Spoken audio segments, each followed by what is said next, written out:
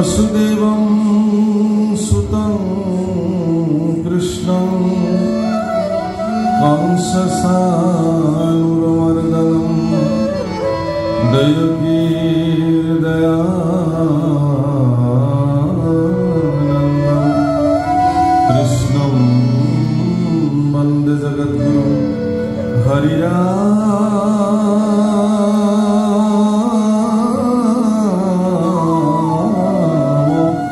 राम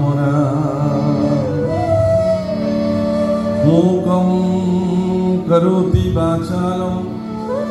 पङ्गुं लङ्घयते गिरिं यत्कृपातमहं वन्दे परमानन्दमाधवं। वाञ्छाकल्पतरुभ्यश्च कृपा सिन्धुभ्यैव च पतितानं पावनेभ्यो वैष्णवेभ्यो नमो नमः। श्रीमन्त शंकर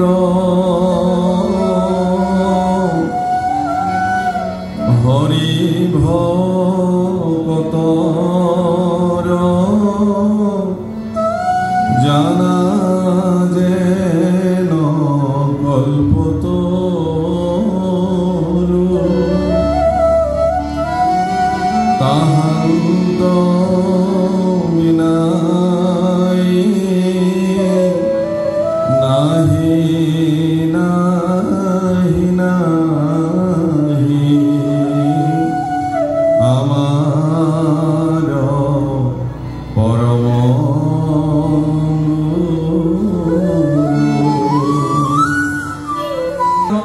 निगम कल्पतरुर गलितम फलम सुख मुखद द्रवसानुयुक्तम। সুখ মুখৰ দ্বাৰা নিশ্চিত হোৱা ভাগৱত অমৃত তাত কি বুলি কৈছে পিবত ভাগৱতম ৰসম আলয়ম। ইয়াত শব্দটো ব্যৱহাৰ কৰিছে ৰসম আলয়ম। ৰসম আলয়ম শব্দৰ অৰ্থ ৰসম এটা বাক্য, আলয়ম এটা বাক্য, অৰ্থাৎ একে যুক্ত হৈ ৰসম আলয়ম শব্দ যুক্ত হৈছে সংস্কৃতত। মানে আপোনাৰ জীৱন যি মুহূৰ্তলৈকে লয় হৈ নাযায়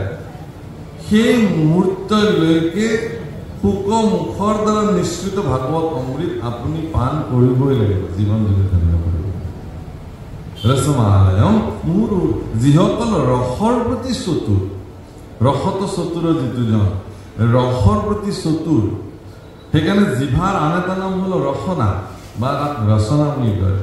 একবাৰ হৰি বলো মন ৰসনা মানব দেহেৰ গৈৰব কইৰ না। আমি গোৱালপৰীয়া মানুহ, গতিকে আমাৰ ভাষাত আমাৰ প্ৰতি গাই গৈছে লোকসংগীত, আজিও প্ৰবাহিত হৈছে। একবাৰ হৰি বল মন ৰচনা, হে ৰচনা হে জিভা তুমি এবাৰ হৰি বোলা। মহাপুৰুষ মাধৱদেৱ গুৰুজনাই নামঘোষাত ইন্দ্ৰিয়সমূহক ক'বলৈ যায় গৈ কৈছে হে জিভা সদা তোৰ মধুৰ ৰসে প্ৰিয় মাত্ৰ জানো তই ৰসৰ সাৰ। তই ৰসৰ সাৰ কি জান, কিন্তু ৰাম নাম ৰসত তুমি এবাৰ নিমগ্ন হৈ চোৱাচোন যে জগতত ইয়াতকৈ আৰু শ্ৰেষ্ঠ মধুৰ ৰস আৰু পৃথিৱীত বেলেগ নাই। গতিকে আপোনাৰ জীৱন যেতিয়ালৈকে বিলীন হৈ নাযায়, সেইকাৰণে ইয়াতে এটা শব্দ ব্যৱহাৰ কৰিলে দ্বিতীয় স্কন্ধত অন্তকালে মোৰ নাম লয় ভাগ্যৱন্ত তাহাৰ মহিমা কহি কোনে পাৱে অন্ত।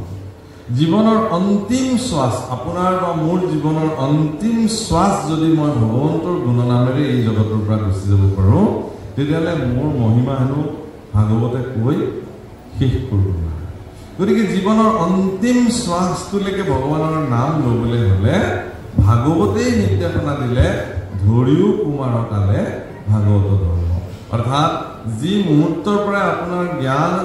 উপলব্ধ হৈছে, অনুভৱ উপলব্ধ হৈছে, বিবেক কৃষ্ণই ক্ৰীড়াশীল হৈ পৰিছে শৰীৰত, তেতিয়াৰ পৰা ভগৱানৰ নাম ল'ব লাগিব। সেইকাৰণে মংগলাচৰণত ভাগৱতত মহাপুৰুষ গুৰুজনাই নিজকে কি বুলি কৈছে যে কৃষ্ণৰ চৰণে ভনে কিংকৰ কৃষ্ণ। মহাপুৰুষ কৃপাল গুৰুজনা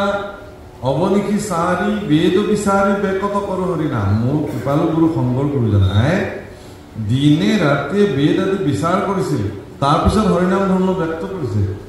যিসমূহ গীত পদ ছন্দ কয়াৰ মহাপুৰুষে বিলোচন কৰি থৈ গৈছে এবাৰ এবাৰকৈ দুবাৰ ভাৰতবৰ্ষ ভ্ৰমণ কৰি সন্ত মহন্তসকলৰ লগত সাক্ষাৎ কৰি গুৰুজনাই এই সমস্ত পন্থা নিৰ্ণয় কৰি আমালৈ দি থৈ গৈছে আৰু ইমানৰ পিছতো কিন্তু এগৰাকী প্ৰসিদ্ধ সামৰ্থ্যশালী গুৰু হৈও মহাপুৰুষে কিন্তু নিজকে কৃষ্ণৰ কিংকৰ বুলি আত্মপৰিচয় প্ৰদান কৰিছে কিন্তু গুৰুজনাই নিজকে কৃষ্ণ কিংকৰ বুলি ক'লেই যেনিবা কোনোবাই তেওঁক কিংকৰ বুলি মানিব নেকি তেওঁক স্বয়ং ঈশ্বৰ বুলি আজিৰ তাৰিখত মানিছে গুৰুজনাক স্বয়ং ঈশ্বৰ বুলি মানিছে ভগৱান কৃষ্ণ শংকৰ গুৰু হৰি ৰাম বুলি কৃষ্ণৰ লগত সমকক্ষত ৰাখি পেলাই মহাপুৰুষক পূজিত কৰিছে গতিকে গুৰুজনাই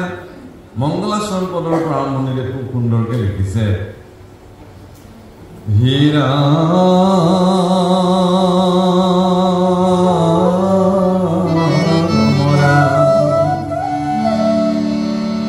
জয় জয় কৃষ্ণ কৃপা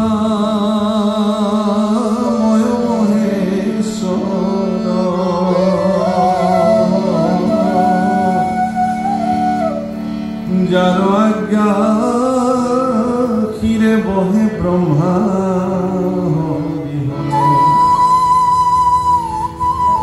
প্ৰথমটো বাক্যতে অকমান থমকি ৰ'বলগীয়া হয় জয় জয় কৃষ্ণ হে কৃপাময় মহেশ্বৰ তোমাৰ জয় জয়কাৰ কৰা হৈছে এইকাৰণে যে যিগৰাকী কৃষ্ণ পুৰুষৰ আজ্ঞা ব্ৰহ্মায়ো পালন কৰে হৰিয়েও পালন কৰে আৰু হৰেও পালন কৰে ব্ৰহ্ম মহেশ্বৰে পালন কৰা বেলেগ কথা ইয়াত হৰি শব্দটো আকৌ আনিলে হৰিয়েও যাৰ আজ্ঞা পালন কৰে ইয়াতে যি ব্ৰহ্মা হৰি হৰ এই তিনিটা শব্দ ব্যৱহাৰ কৰিছে এই তিনিটা শব্দই তিনিটা বিশেষ পদবীক নিৰ্ণয় কৰিছে তিনিটা কাৰ্যপন্থাক নিৰ্ণয় কৰিছে জগতৰ ব্ৰহ্মা সৃষ্টি কাৰ্য সৃষ্টিকৰ্তা হৰি পালনকৰ্তা আৰু হৰ সংহৰণকৰ্তা সৃষ্টি স্থিতি অন্ত কাৰি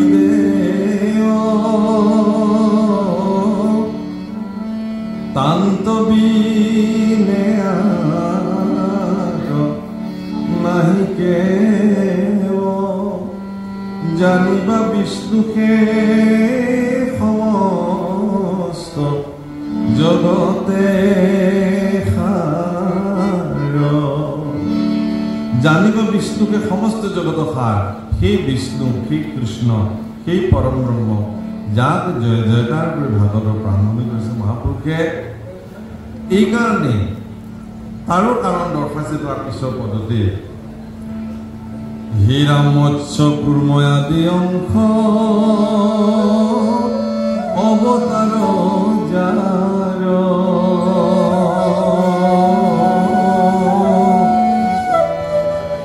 ঈশ্বৰ কৃষ্ণ কোটি কোটি নমস্কাৰ তুমি মৎস্য কুৰ্ম ইত্যাদি বিভিন্ন অৱতাৰ ধাৰণ কৰিছা হে ভগৱান সেইকাৰণে তোমাক কোটি কোটি তোমাক কোটি কোটি নমস্কাৰ কৰা হৈছে গুণমালাত মহাপুৰুষে খুব ধুনীয়াকৈ কৈছে যে যেতিয়াই যেতিয়াই গীতাতো এই কথা উল্লেখ আছে যেতিয়াই যেতিয়াই পৃথিৱীত দুষ্টসকলৰ প্ৰাদুৰ্ভাৱ হয় ধৰ্মৰ গ্লানি হয় অধৰ্ম পৰাজয় বৰণ কৰিবলৈ ধৰে সন্তসকলক পালন কৰি অধৰ্মক বিনাশ কৰি দুষ্কৃতিক বিনাশ কৰি ধৰ্মৰ পুনঃ সংস্থাপনৰ অৰ্থে সম্ভৱামি যুগে যুগে তেওঁ বাৰে বাৰে অৱতাৰ ধাৰণ কৰে यदा यदा हि धर्मस्य ग्लानिर्भवति भारत अभ्युत्थानम् अधर्मस्य तदात्मानं सृजम्यहं परित्राणाय साधूनां विनाशाय च दुष्कृतं धर्म संस्थापनार्थाय सम्भवामि সাধুসকলক পৰিত্ৰাণ দুষ্কৃতিক বিনাশ আৰু ধৰ্মৰ সংস্থাপনেৰ তিনিটা মুখ্য উদ্দেশ্য লৈ ভগৱান বাৰে বাৰে অৱতাৰ ধাৰণ কৰে আৰু সেইকাৰণে কোটি কোটি প্ৰণাম জনাইছে যে হে ভগৱান তুমি যদি বাৰে বাৰে এনেকৈ অৱতাৰ ধাৰণ নকৰিলাহেঁতেন তেতিয়াহ'লে আমাৰ নিচিনা সাধুসকল কেনেকৈ পৃথিৱীত থাকে। ঈশ্বৰ কৃষ্ণক এই কাৰণে কোটি কোটি প্ৰণাম জনাইছে ভাগৱতৰ প্ৰাৰম্ভতে যে বিভিন্ন অৱতাৰ ধাৰণ কৰি আপোনাক খবৰ দৰে সন্তসকলক ৰক্ষা কৰিবৰ কাৰণে ঈশ্বৰ পুৰুষে বিভিন্ন অৱতাৰ ইতিমধ্যে ধাৰণ কৰিছে। সেইকাৰণে কৈছে ৰাম নম মধুৰ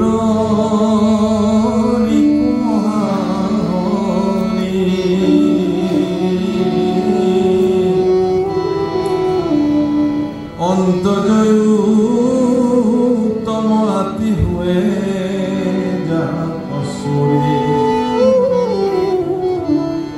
ঈশ্বৰক স্মৰণ কৰি অন্তজ সকলো উত্তম হ'ব পাৰে। অন্তজ শব্দৰ অৰ্থ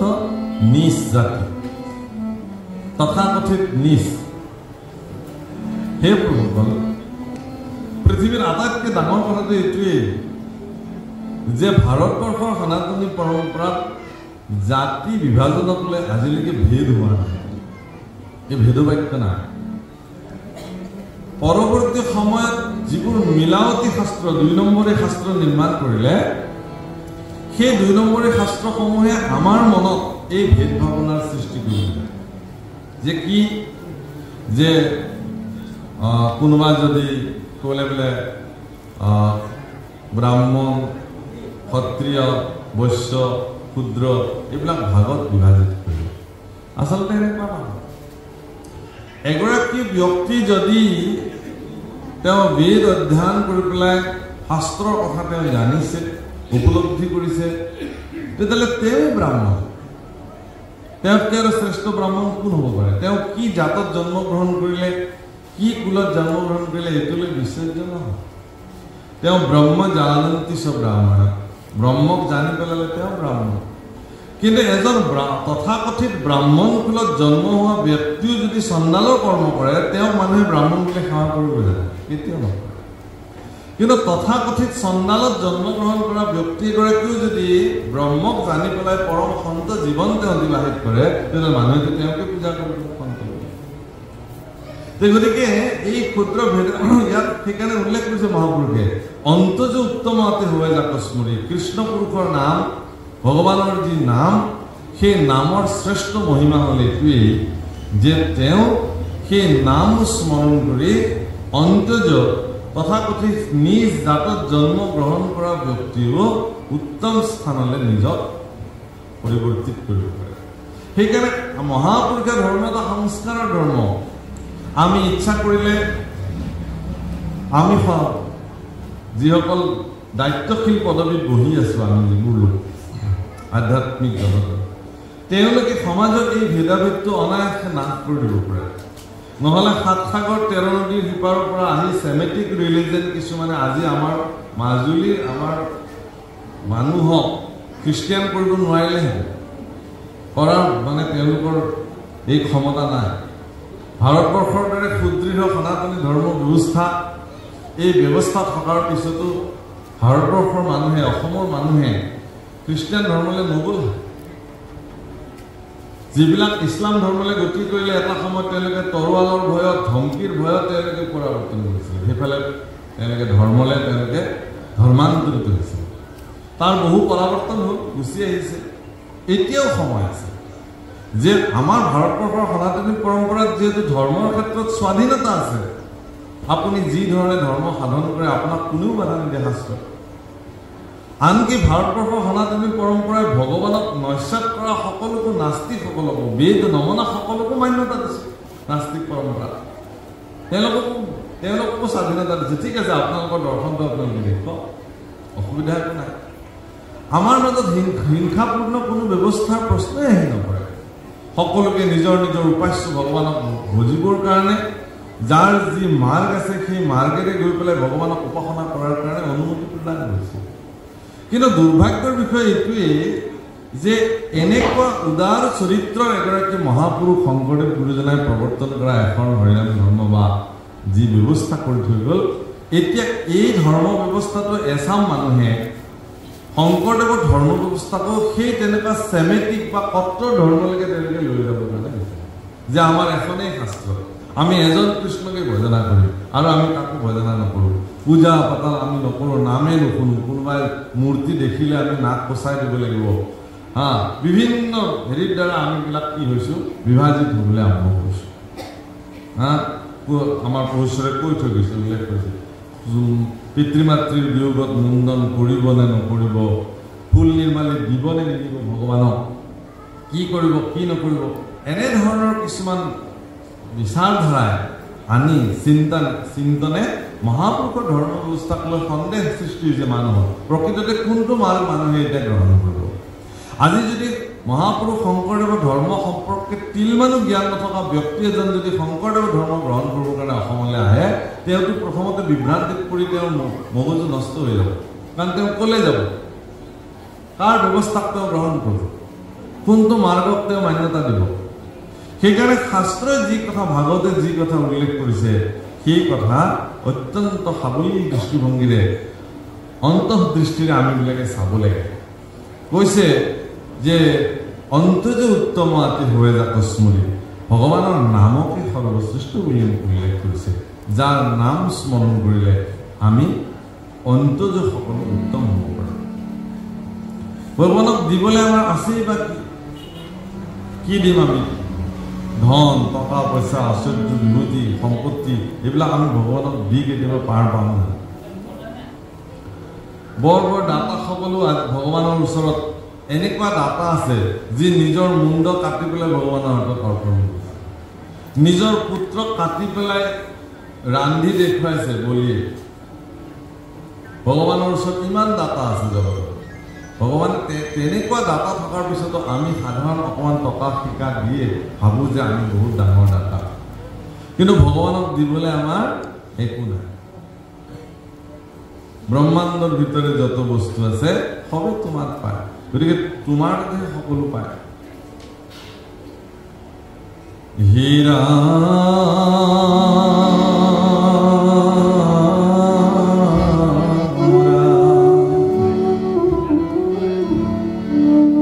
সমস্ত জগত উদ্ধাৰ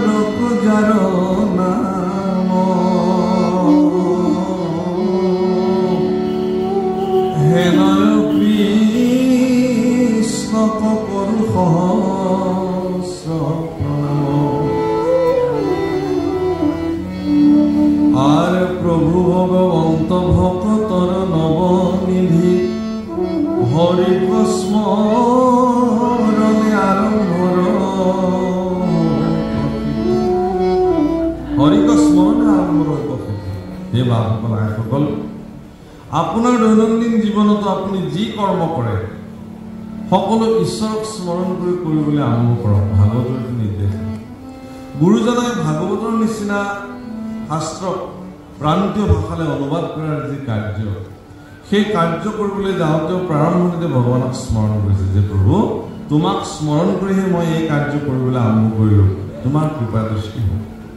যিসকল ব্যক্তিয়ে দৈনন্দিন জীৱনত সকলো কৰ্ম ঈশ্বৰক সমৰ্পিত কৰি কৰে তেওঁ সকলো কৰ্মতে সফল হ'ব আৰ কৃষ্ণ ৰাম পৰীক্ষিত মুখ্য কথা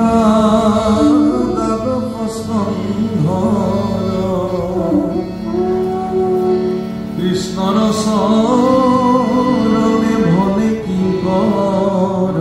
কৃষ্ণ প্ৰথম স্কন্ধৰ পৰা দ্বাদশ পৰ্যন্তে কহিলা ৰাজত মহা মুনীন্দ্ৰ মহন্তে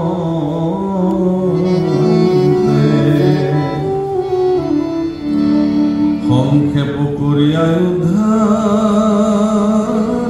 তাৰ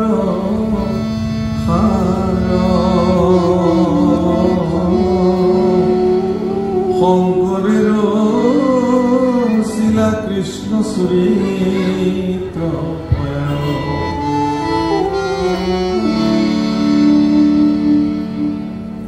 ভাগৱতত আমাৰ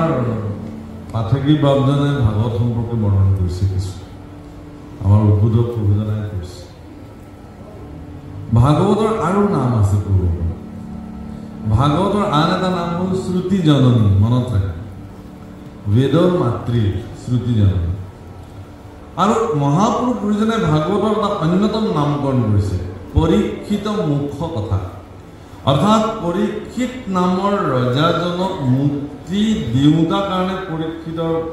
ভাগৱতত পৰীক্ষিতৰ মুখ্য কথা। ইয়াত বেলেগ নাই।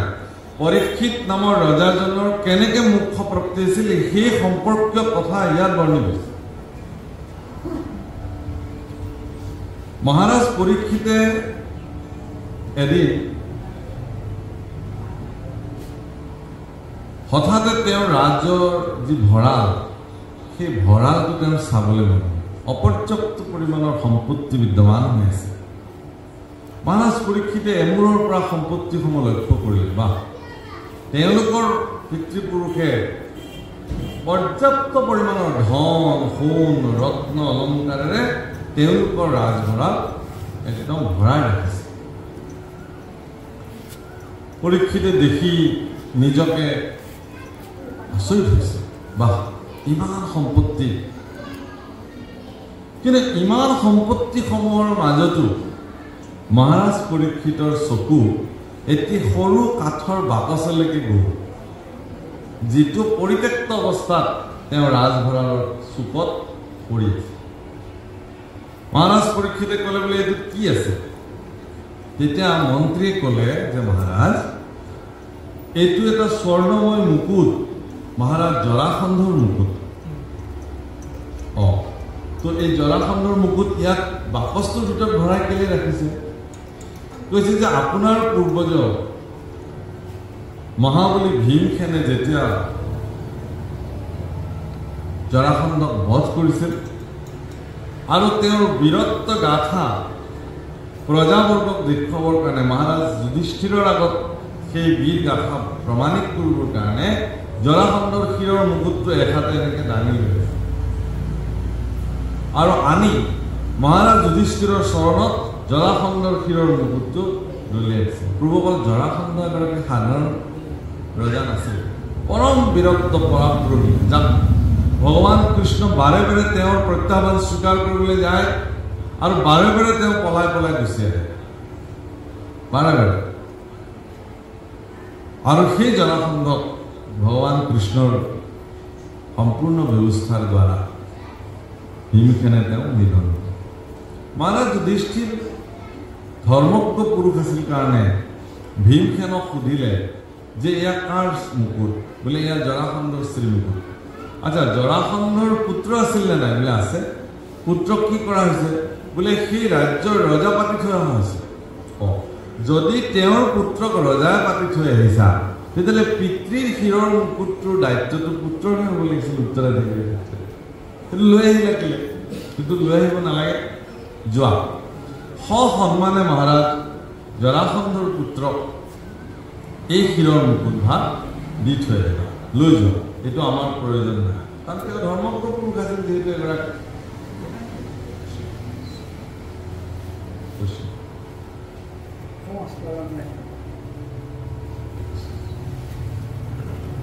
গতিকে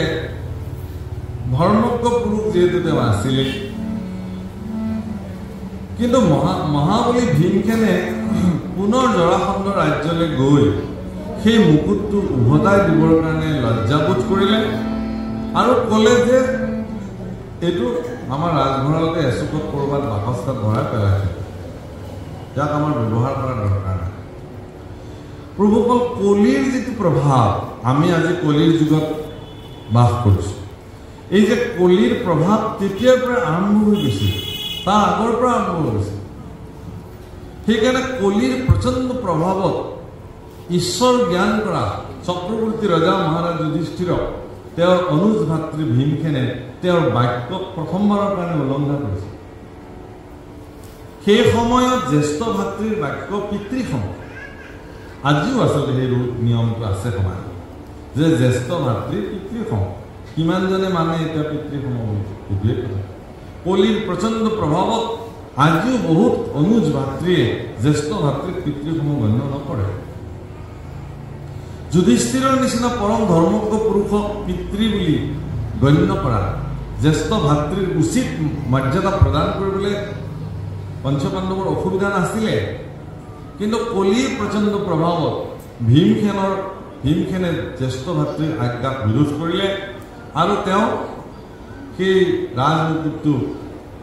ভঁৰালত এচুকত থৈ দিলে আৰু তাৰ পৰিণাম আজি ভুগিছে চাব এই যে পৰিণাম যুধিষ্ঠিৰে যে তাহানিতে যুধিষ্ঠিৰৰ কথাটো শুনি পেলাই যদি সেই হীৰৰ মুকুট ভাল যদি জৰাসন্ধলৈ উভতাই দিলেহেঁতেন তেতিয়াহ'লে হয়তো এই পৰিণাম আজি নহ'লেহেঁতেন পৰীক্ষিতে ক'লে যে এইটো মুকলি কৰা হ'ল বাকচ খুলিলে দেখিলে যে তীৰ বিৰাই থকা এটি স্বৰ্ণময় মুকুট দেখিবলৈ অতি সুন্দৰ পৰীক্ষিতে ক'লে এইটোতো আমাৰে সম্পত্তি বোলে আমাৰে সম্পত্তি কাৰণ আমাৰ এইটো বিজয় সাব্যস্ত কৰি লৈ অহা হৈছে এনেইতো চুৰ কৰি ডকাইত কৰি অনা নাই নহয় বাহুবল পৰাক্ৰমেৰে এগৰাকী পৰাক্ৰমী ৰজাক নিধন কৰি বীৰগতি দি ভীমসেনে এই সম্পত্তি ৰাজ্যলৈ লৈ আহিছিল এটাকে ইয়াত আমাৰ অধিকাৰ আছে মহাৰাজ তেতিয়াহ'লে ইয়াক শোধন কৰা হওক আৰু কাইলৈ প্ৰাতঃৰ পৰা এই জৰাসন্ধৰ মুখত আমি পৰিধান পিছদিনা স্নান আদি কৰি জৰাসন্ধৰ মুকুট পৰীক্ষিতে পৰিধান কৰিলে আৰু ইতিমধ্যে কলিক নিগ্ৰহ কৰি থৈ অহা মহাৰাজ পৰীক্ষিত চক্ৰৱৰ্তী ৰজা মহাৰাজ পৰীক্ষিতে কলিক যিসমূহ স্থান দিছিলে আপোনালোকে এইবোৰ কথা জানে মই আৰু তালৈকে নাযাওঁ কিন্তু এটা বিশিষ্ট স্থান কলিয়ে পৰীক্ষিতৰ পৰা বিচাৰিছিলে যে হে মহাৰাজ তুমি যিবোৰ স্থান দিছা যুধিষ্ঠিৰৰ ৰাজসভাত এইবোৰ স্থানৰ আমাৰ কাৰণে পৰ্যাপ্ত নহয় কাৰণ য'ত মাটিৰ সীমাক লৈ বিবাদ যুধিষ্ঠিৰৰ ৰাজ্যত হোৱা নাছিল বেশ্যাবৃত্তি নচলিছিল মদ্যপান নকৰিছিল জুৱা নেখেলিছিল মানুহে এইবিলাক পৰ্যাপ্ত পৰিমাণে যুধিষ্ঠিৰৰ ৰাজ্যত অভাৱ আছিল নাছিলে গতিকে কলি ক'ত থাকিব গতিকে মোক পৰ্যাপ্ত পৰিমাণৰ স্থান লাগে বুলি কোৱা তেওঁ সোণত থাকিবলৈ দিলে যে তুমি বিশুদ্ধ সোণত থাকিবা স্বৰ্ণময় অলংকাৰসমূহত তুমি থাকিবা আৰু সেইকাৰণে কলিয়ে আহি মহাৰাজ পৰীক্ষিতৰ ৰাজভঁৰালৰ এচুকত থকা জৰাসন্ধৰ সেই স্বৰ্ণময় মুকুটটোত তেওঁ নিবাস কৰিলে এইখিনিতে প্ৰশ্ন হয় যে অন্যান্য সুবৰ্ণত কলি কিয় বাস কৰা নাছিল কেৱল জৰাসন্ধৰ হীৰৰ মুকুটটোতে কলিয়ে কিয় নিবাস যিবিলাক ব্যক্তিয়ে স্বৰ্ণময় অলংকাৰক আক্ৰোশী হিচাপে জীৱনত পৰিধান কৰে সেই স্বৰ্ণময়ত কলি থাকিবই আৰু যিবিলাক ব্যক্তি ইয়াৰ প্ৰতি ইমান আক্ৰোশী নহয় পিন্ধিব লাগে মাত্ৰ পিন্ধিছে অলংকাৰ হিচাপে তেতিয়াহ'লে তাত কলিৰ নিবাস নাথাকে কলিৰ নিবাসটো মনত থাকে আচলতে মানসিকতাত নিবাস কৰে আৰু সেইকাৰণে মহাৰাজ পৰীক্ষিতে যি মুহূৰ্ততে আমি সেই মুকুট পৰিধান কৰিলে শিৰত তেওঁৰ মন আৰু মগজুত কলিয়ে প্ৰচণ্ডভাৱে প্ৰভাৱিত কৰি পেলালে সেইকাৰণে এগৰাকী বৈষ্ণৱ ৰজা হোৱাৰ পিছতো এগৰাকী প্ৰজাবৎসল আৰু সন্ত ৰজা হোৱাৰ পিছতো ঈশ্বৰৰ প্ৰতি পৰম ভক্তিশীল ৰজা হোৱাৰ পিছতো মহাৰাজ পৰীক্ষিতৰ মনলৈকে এটি ভাৱনাৰ জন্ম হৈল সেই ভাৱনাটো হ'ল কি যে মই দেখোন মৃগাৰ কৰিবলৈ যাব পাৰোঁ এনে ভাৱনা কিন্তু ইয়াৰ আগত পৰীক্ষিতৰ মনলৈ কাহিনী অহা নাছিলে গতিকে এটি খেদি হৰিণা হত্যা কৰাৰ যিটো প্ৰৱণতা মহাৰাজ পৰীক্ষিতৰ মনলৈ আহিলে আৰু তাকে কাৰ্যকৰী কৰিবলৈ গৈ তেওঁ লেখাটোত কৰিলে কি যে এগৰাকী ব্ৰহ্মজ্ঞ ঋষি সাধনাত সিদ্ধ অৱস্থাত থকা ভগৱানৰ লগত বিলীন হৈ থকা এগৰাকী ঋষিক তেওঁ পিয়াহত পানী বিচাৰি তাৰ সমিধান নাপাই পেলাই কাষতে থকা মৰা সাপ এডাল তেওঁৰ ডিঙিত মেৰাই দিলে আৰু এই অপমান হিচাপে গণ্য কৰি তেওঁৰ পুত্ৰ শৃংগীয়ে বোলে এনে দুষ্কাৰ্য যিজন পুৰুষে সম্পাদিত কৰিছে তেওঁ 7 দিনতে তক্ষকে দংশক বুলি অভিশাপ প্ৰদান কৰিলে আৰু এই বাৰ্তা মহাৰাজ পৰীক্ষিতৰ ওচৰলৈকে এগৰাকী ঋষিয়ে বহন কৰি লৈ আহিছিল প্ৰভু মনত ৰাখিব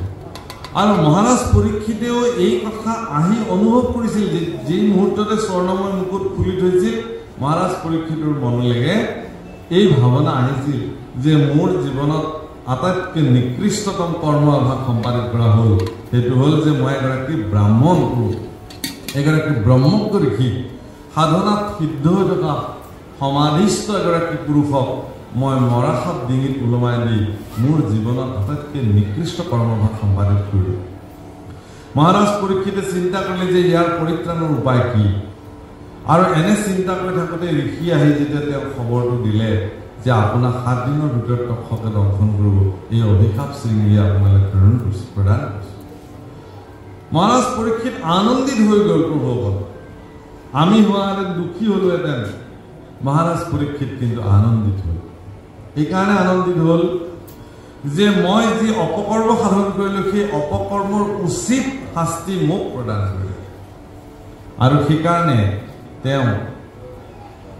কি কৰিলে সমস্ত ৰাজ অলংকাৰ সহুৱাই থলে ৰাজভাৰ পুত্ৰ জন্মেজয় প্ৰদান কৰিলে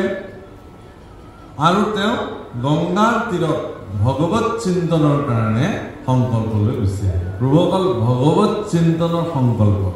আজি যে আপোনালোকে ইয়াতে ভাগৱত পাঠৰ আয়োজন কৰিছে এই ভাগৱত পাঠ কৰাৰ আটাইতকৈ শ্ৰেষ্ঠ নিয়মটো কি জানে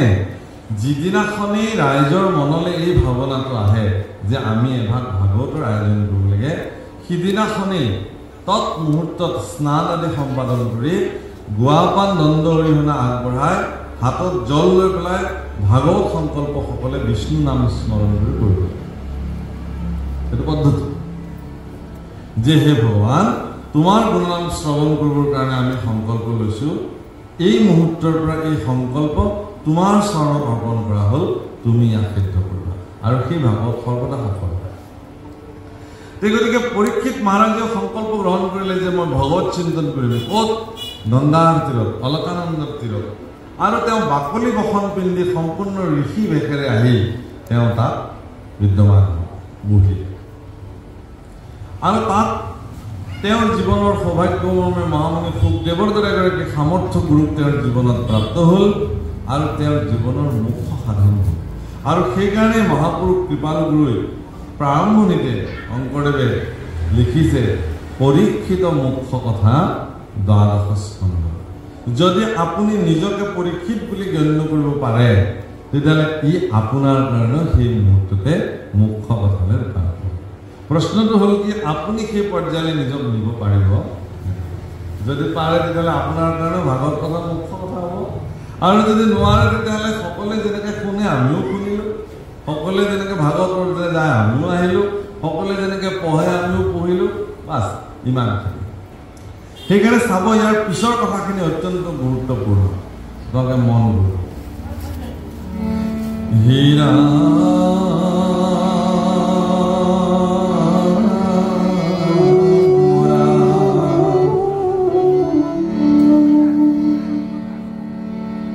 সংক্ষেপ কৰিয়া উদ্ধাৰিয়া তাৰ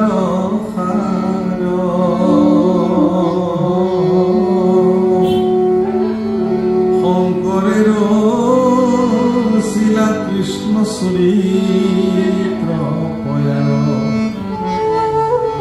সংক্ষেপ কৰি উদ্ধাৰে তাৰ সাৰ সংক্ষেপতে অৰ্থাৎ সমগ্ৰ বৃষ্টিত ভাগৱত মহাপুৰুষে কৰা নাই এই কথা তেওঁ স্বীকাৰ কৰিছে বহু শ্লোক মহাপুৰুষে এৰিছে তাৰে যিখিনি তেওঁ প্ৰয়োজন বোধ কৰিছে আমাৰ নিচিনা মূৰমুখীসকলৰ কাৰণে যিখিনি প্ৰয়োজন মহাপুৰুষে সেইখিনি ভাঙনি কৰিছে আঠাইশ সহস্ৰ লিখি বেদত প্ৰধান বিষ্ণুৰ নৈমিষ ক্ষেত্ৰ মহাপুণ্যস্থান মই সদায় কৈ আহিছোঁ আজিও আপোনালোকৰ দৰে বিদ্যুৎ পুৰুষসকলৰ সন্মুখত এই কথাটো কওঁ ইয়াত এটা শব্দ ব্যৱহাৰ কৰিছে 28 সহস্ৰ লিখি 28 মানে 28 মানে 20 যোগ 8 কিন্তু সংস্কৃত ভাগৱতত এই সংখ্যাটো মূল সংস্কৃত ভাগৱতত 88 সহস্ৰ বুলি লিখিছে মানে 88 মানে 88,000 আমাৰ মনে হয় যে মূল সংস্কৃত মূল যিবোৰ আমাৰ সাঁচিপাত আছে সেই সাঁচিপাতৰ পৰা যেতিয়া পোনপ্ৰথম ভাগৱত মানে আনিছিলে তেতিয়া এইটো মানে আচলতে 88 আছিল ই 28 হ'ল এনেকুৱা বোধ হয় পণ্ডিতসকলে নিশ্চয় বিচাৰ কৰিব আমিতো বিচাৰৰ কাৰণে এৰিছোঁ সিদ্ধান্ত নিয়াৰ কাৰণ তালব্যৰ পিছত ই মানে বা দীৰ্ঘই লগ লাগিছে 88 হয় কিন্তু ইটো ই বুলি লিখাৰ লগে লগে দীৰ্ঘই নিলিখি বা হ্ৰস্বই নিলিখি পেলাই অকল ই লিখাৰ লগে লগে 28 হৈ গ'ল। অপভ্ৰংশ হ'ব পাৰে, মই সন্দেহ হয়। সেইকাৰণে যেহেতু মাজুলীতে মূল ভাগৱত শাস্ত্ৰত আছে, আপোনাক সবে কিন্তু বিদ্বৎসকলে চাব পাৰে মূল। গতিকে বিষ্ণুৰ নৈমিষ ক্ষেত্ৰ মহাপুণ্য স্থান, বিষ্ণুৰ নৈমিষ ক্ষেত্ৰ য'ত 88 সহস্ৰ ঋষি তাত বিদ্যমান হৈ আছিল, তাত লিখিছে ভাগৱত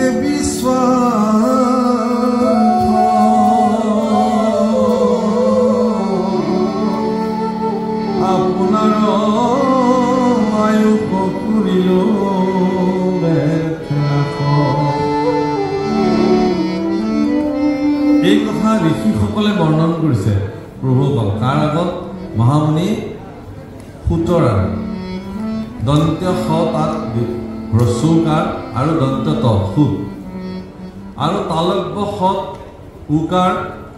আৰু ক সুখ, এই দুজনা বেলেগ বেলেগ চৰিত্ৰ। মহামুনি সুখদেৱ মহাৰাজ পৰীক্ষিতৰ গুৰু আছিলে আৰু পৰৱৰ্তী সময়ত তেওঁৰ আসন সুখ আসন অধিগ্ৰহণ কৰিছে সুকৰ আজ্ঞা অনুযায়ী মহৰ্ষি সুতে। সেইকাৰণে সুত এটা বেলেগ চৰিত্ৰ আৰু সুখ এটা বেলেগ চৰিত্ৰ। কিন্তু এই কথাখিনি ঋষিসকলে বৰ্ণন কৰিছে মহামুনি সুতৰ সন্মুখত। এওঁলোকে কিন্তু ভাগৱত শুনিছে, পৰীক্ষিতক যেতিয়া ভাগৱত কৈছে এওঁলোকে ভাগৱত শুনিছে, এখেতক প্ৰত্যেকে ভাগৱত শ্ৰৱণ কৰিছে একেলগে। কিন্তু এখেতলোকৰ সন্মুখতে মহাৰাজ পৰীক্ষিত মুক্ত হৈ গ'ল, কিন্তু সুখদেৱ বাকী ঋষিসকল কিন্তু এতিয়াও ভাগৱত কথাৰে তেওঁলোক মোক্ষপ্ৰাপ্তি নহ'ল। মূল কথা এইটোৱেই যে ভাগৱত শুনিলেই যে কোনোবা মোক্ষপ্ৰাপ্তি হ'ব এনে কোনো কথা নাই। ভাগৱত শুনিবলৈও জানিব লাগিব। ভাগৱত শুনাৰ যিটো তৰিকা, ভাগৱত শুনাৰ যিটো ব্যৱস্থা, শ্ৰৱণৰ যিটো কৌশল, সেই কৌশলটো যিসকলে নাজানে তেওঁলোকৰ কাৰণে কিন্তু ভাগৱত মোক্ষপ্ৰদায়ক নহয়। মহাৰাজ পৰীক্ষিত সেই কৌশল পৰীক্ষিতে জানিছিল, সেইকাৰণে মহাৰাজ পৰীক্ষিতে ভাগৱত শ্ৰৱণন্তে তেওঁ মোক্ষপ্ৰাপ্তি হৈছে, মুক্তি হৈছে। হীৰা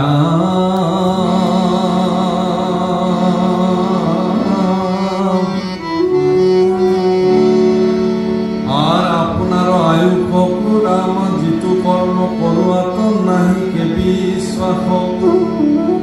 আপনার আয়ু কপুরিল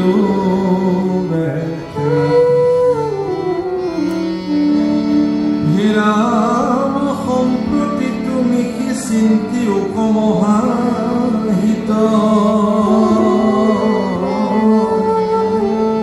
পরায়ুক পান কৃষ্ণ চরিত্র অমৃত। হে গুরুদেব, হে সুত, তুমি আমার হিত যাতে আমি ভাগৱত কথা শ্ৰৱণ কৰি এই জগতৰ পৰা মুক্ত হৈ যাব পাপসকল। সেইকাৰণে ভাগৱতৰ শ্ৰেষ্ঠ বক্তা হ'ল সুখদেৱ নিজেই, আৰু ভাগৱতৰ শ্ৰেষ্ঠ শ্ৰোতা পৰীক্ষিত নিজে।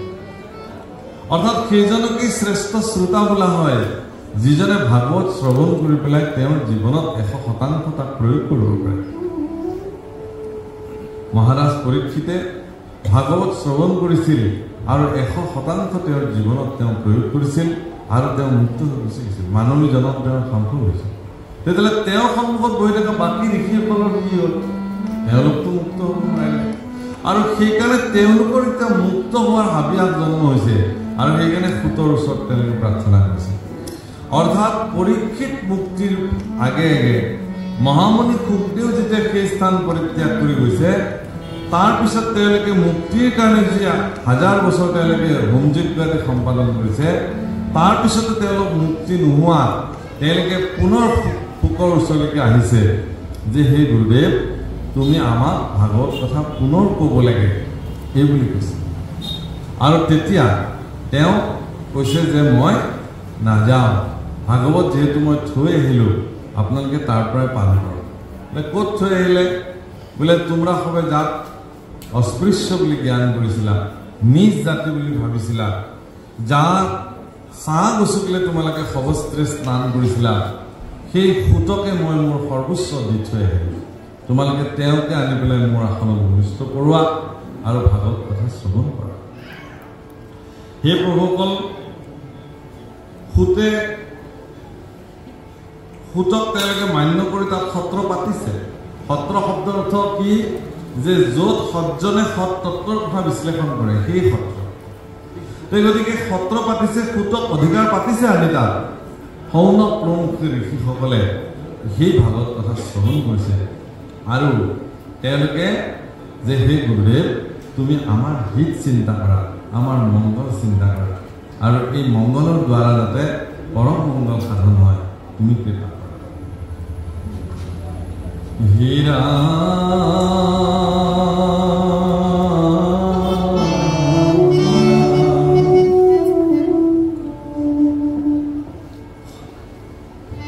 পৰমেশ্বৰ কৃষ্ণ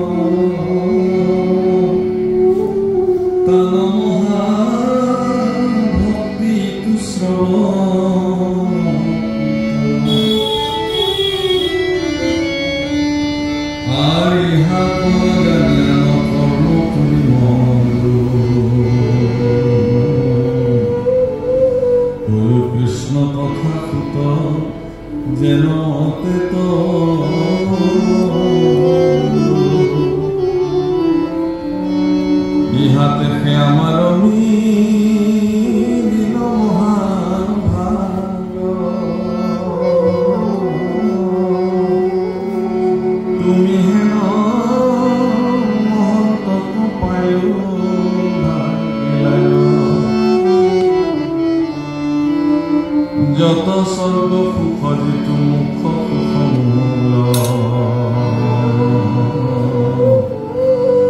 ভকতৰ সংগৰ অল্প মোহিতো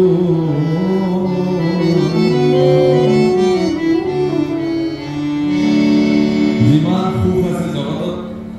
সেই সুখসমূহৰ ভিতৰত সৰ্বশ্ৰেষ্ঠ সুখটোৱে হ'ল ভকতৰ সংগ।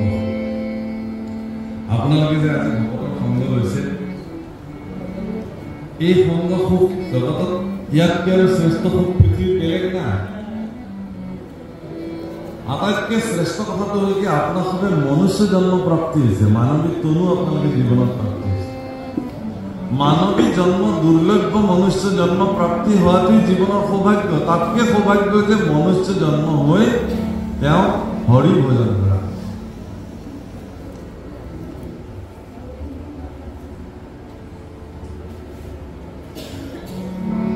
মহাপুৰুষে লিখিছে বৰগীতত যে বিষয়ৰ সুখৰো পহু পায়, হৰি পদ সেৱা মানৱী বিচাৰে। বিষয়ৰ যি সুখ, এই সুখ গাহৰিৰ জীৱনতো প্ৰাপ্ত হ'ব পাৰে কিন্তু মনুষ্য জীৱনৰ যি সুখ সংগ সুখ ভকতৰ সংগ সুখ এই সুখ অন্য ইতৰ প্ৰাণীবিলাকে জীৱনত পাব কিন্তু দুৰ্ভাগ্য কি যে মানুহে ভকতৰ সংগ সুখ ল'বৰ কাৰণে মানুহৰ স্পৃহাৰ অভাৱ সদিচ্ছাৰ অভাৱ আজি ইয়াতে যদি না একেটা ব্যৱস্থাৰ দ্বাৰা অন্য কিবা ব্যৱস্থা হ'লহেঁতেন তেতিয়াহ'লে হয়তো ইয়াত মানুহ বহিবৰ কাৰণে ইয়াতকৈ বেছি আসনৰ ব্যৱস্থা কৰিব লাগিলে যদি ইয়াতে ৰাজনৈতিক সভা হ'লহেঁতেন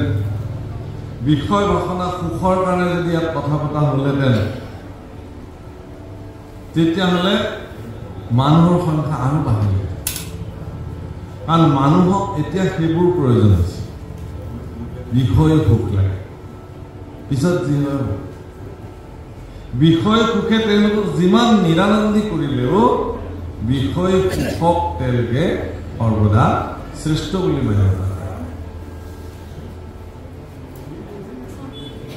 আৰু ভকতৰ সংগ সুখ তেওঁলোকৰ জীৱনৰ কাৰণে মানে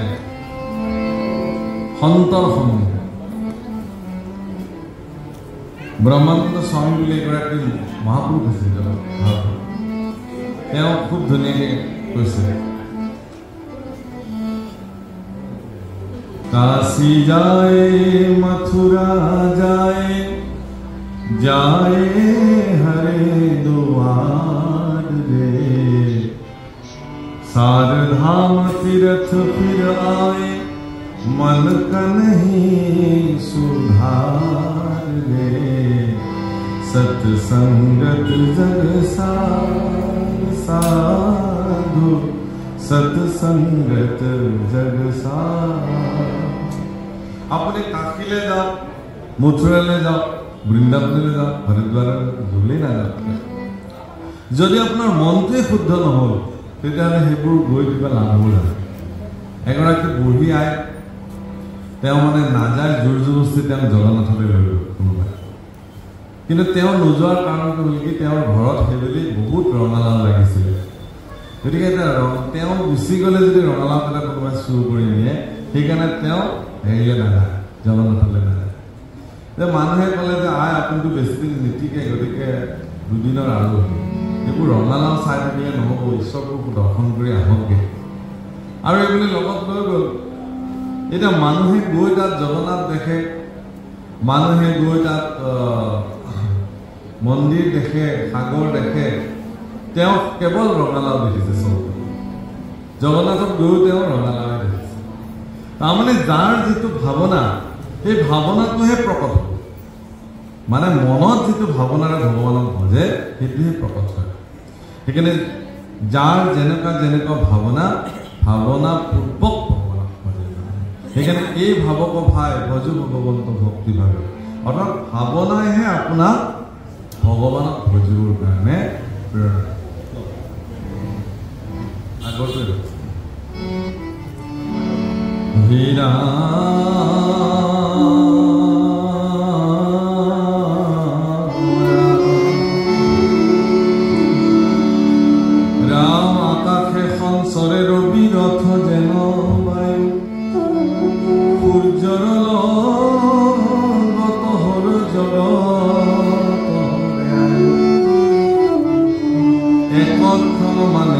শুনে কৃষ্ণ কথা তার বিনে আনর জীবন যাইবি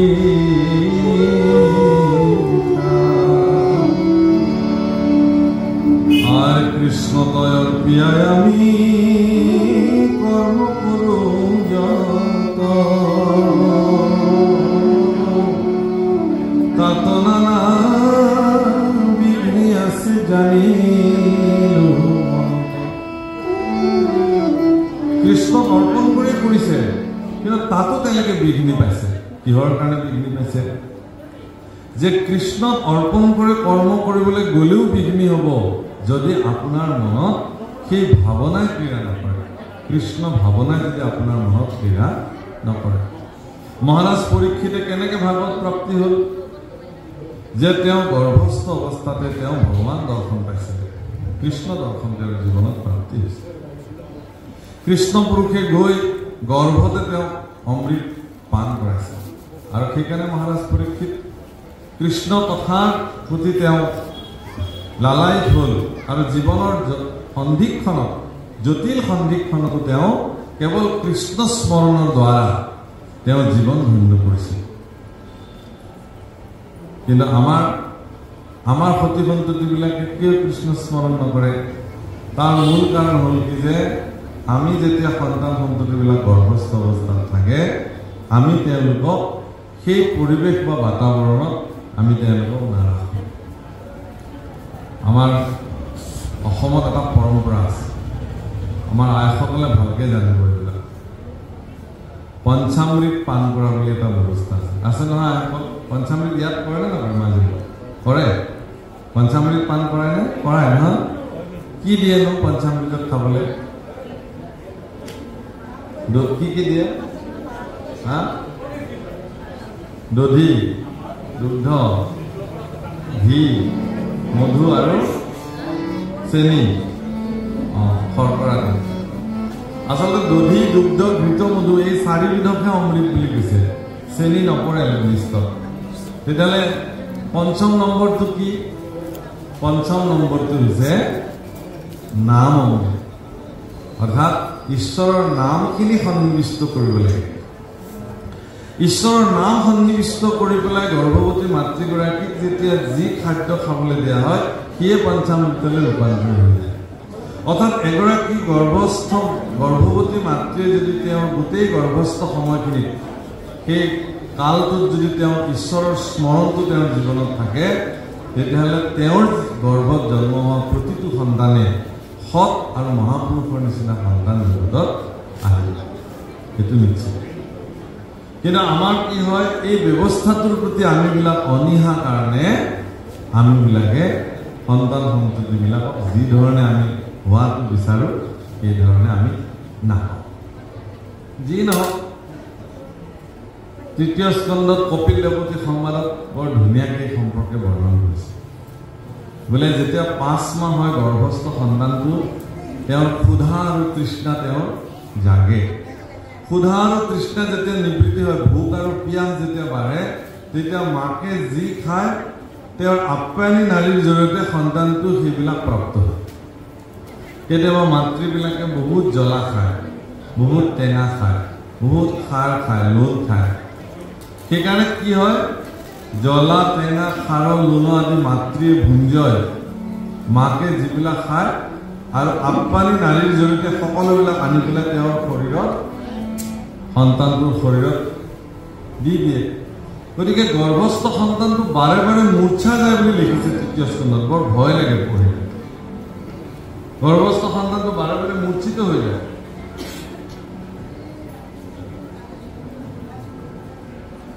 বাৰে বাৰে বেহুচ হৈ যায় মাকে প্ৰচণ্ড জ্বলা খাই দিছে এই শৰীৰটোতো গ্ৰহণ কৰিব ইমান নোৱাৰে সি মূৰ্ছা ঠিকছে খাৰ খাই দিছে মাতৃগৰাকী বেহুচ সন্তানগৰাকী বেহুচ হৈ যায় ঠিকছে জ্বলা খাই দিছে সন্তানটো বেহুচ হৈ যায় যিগৰাকী মাতৃয়ে সন্তানটোক তেনেকে জ্বলা খুৱাই খুৱাই লৈ আহিলে এতিয়া সন্তানটো ডাঙৰ হৈ পেলাই মাক বাপেকক জ্বলা খুৱাইছে অসুবিধাটো কথাটোতে হয়নে কথাটো মাক বাপেকবিলাকে কি কয় বোলে বিৰাট জ্বালা পাইছোঁ দিয়ক ল'ৰা ছোৱালী জন্ম নহ'লেও ভাল আছে চবে আপোনালোকে নকয় মই জানো আপোনালোকৰ সৎ সন্তান সকলোকে কিন্তু কোৱা মানুহ আছে যে এনেকুৱা সন্তান জন্ম দিলোঁ যে খুব জ্বলা খুৱাইছে সন্তান আৰু পৃথিৱীত এনেকুৱা সন্তান পিতৃ মাতৃক জন্ম দিয়ে যিবিলাক সন্তানে পিতৃ মাতৃক অমৃত পান কৰে বা কোন পিতৃ মাতৃৰ সন্তানো এইটো ভাল ভাল সংস্কাৰী সৎ আৰু যদি সন্তানে বেয়া অপকৰ্ম সাধন কৰিলে মানুহে মাক বাপেকক গালি যে বাপেক মাক ভাল হ'লে ল'ৰা ছোৱালী ভাল হ'ব বাপেক মাকে চাগে এনেকুৱা সেইকাৰণে সন্তান সন্ততি ভাল বেয়া নিৰ্ণয় কৰে পিতৃ মাতৃৰ সংস্কাৰৰ ওপৰত ঠিক গৰ্ভস্থ অৱস্থাত যদি সন্তানগৰাকীক উচিত ধৰণে পালন পোষণ কৰে সংস্কাৰ দি পেলাই গৰ্ভৰ পৰা সন্তানটো লৈ আহে তেতিয়াহ'লে সেই সন্তান জগতৰ মহাপুৰুষ হিচাপে তেওঁ প্ৰতিষ্ঠা লাভ কৰিব অৰ্থাৎ আমি ভবাৰ লেখীয়াকৈ সন্তানে আপোনাক কেতিয়াও জ্বলা নোখোৱায় সমাজকো নোখোৱায় আপোনাক খুৱাই মানে সমাজকো খুৱাব সি এটা অপকৰ্ম সাধন কৰা সন্তানে গোটেই সমাজখনক কলুষিত কৰিবতো অকল ঘৰখনকে যে অশান্তি কৰিছে এনেতো নহয়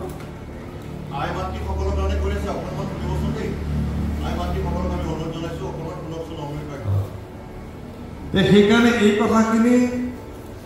আপোনাক সবক কোৱাৰ উদ্দেশ্যে এই কথাখিনি জগতলৈ এৰি দিয়া হৈছে কাৰণে যে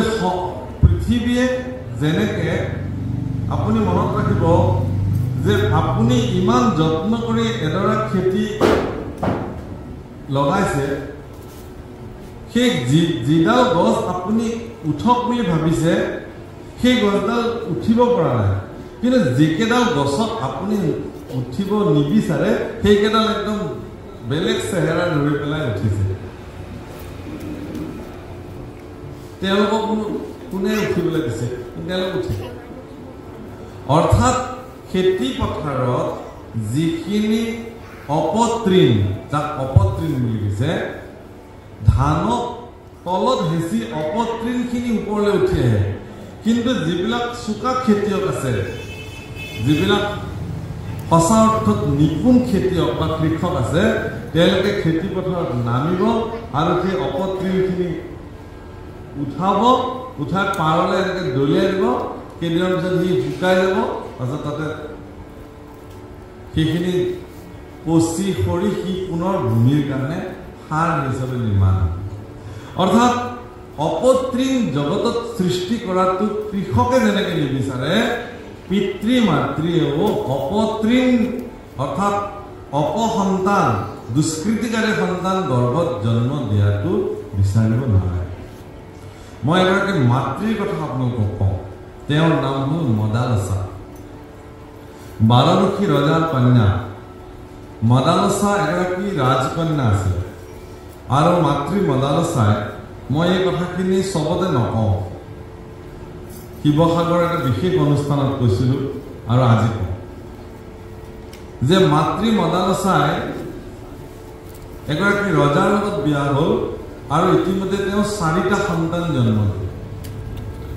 আৰু সেই 4টা সন্তানে যেতিয়া জন্ম হয় তেতিয়া মাতৃ মদালসাই সন্তানটোক একদম কেঁচুৱাতে যেতিয়া গাখীৰ খাবৰ কাৰণে খুব কান্দে হৰহৰকৈ কান্দে নহয় সন্তানবিলাকে তেতিয়া মাতৃ মদালসাই সেই সন্তানটোক কোলাত লৈ পেলাই বেদৰ মন্ত্ৰ ঘোষে শুদ্ধসি বুদ্ধসি নিত্যসি নিৰঞ্জনসি হে আত্মা সন্তানটোক কৈছে দেই মনত ৰাখিব মোৰ পুত্ৰ বুলি কোৱা নাই তেওঁ গৰ্ভত সৃষ্টি কৰা সন্তানটোকে তেওঁ কোলাত লৈ পেলাই কান্দি গাখীৰ খাবলৈ খোজা সন্তানটোক কৈছে যে হে আত্মা তুমি শুদ্ধ তুমি বুদ্ধ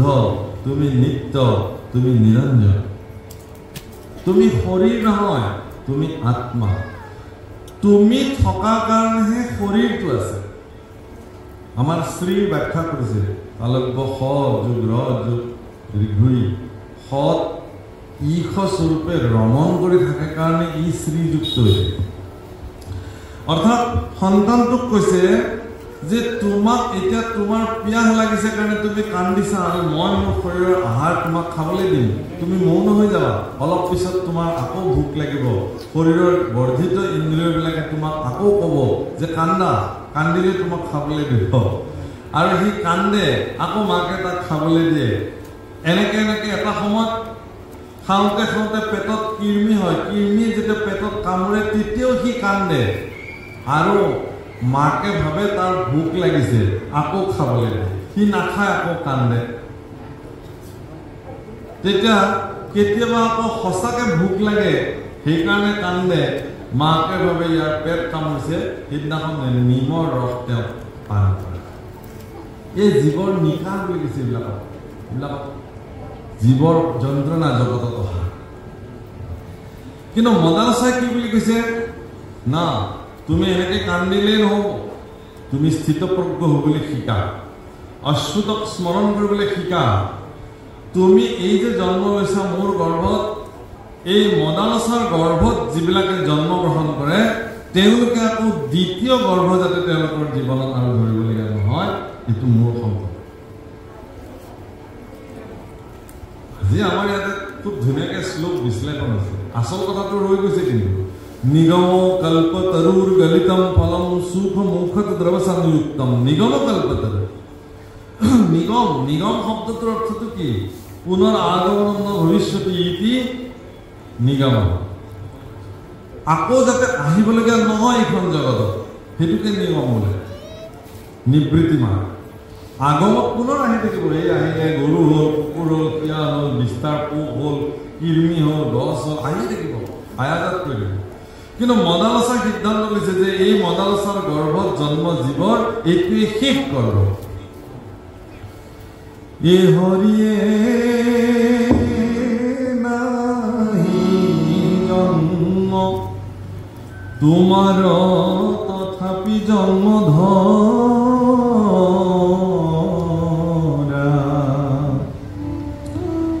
হহি জন্মে জীৱৰ ন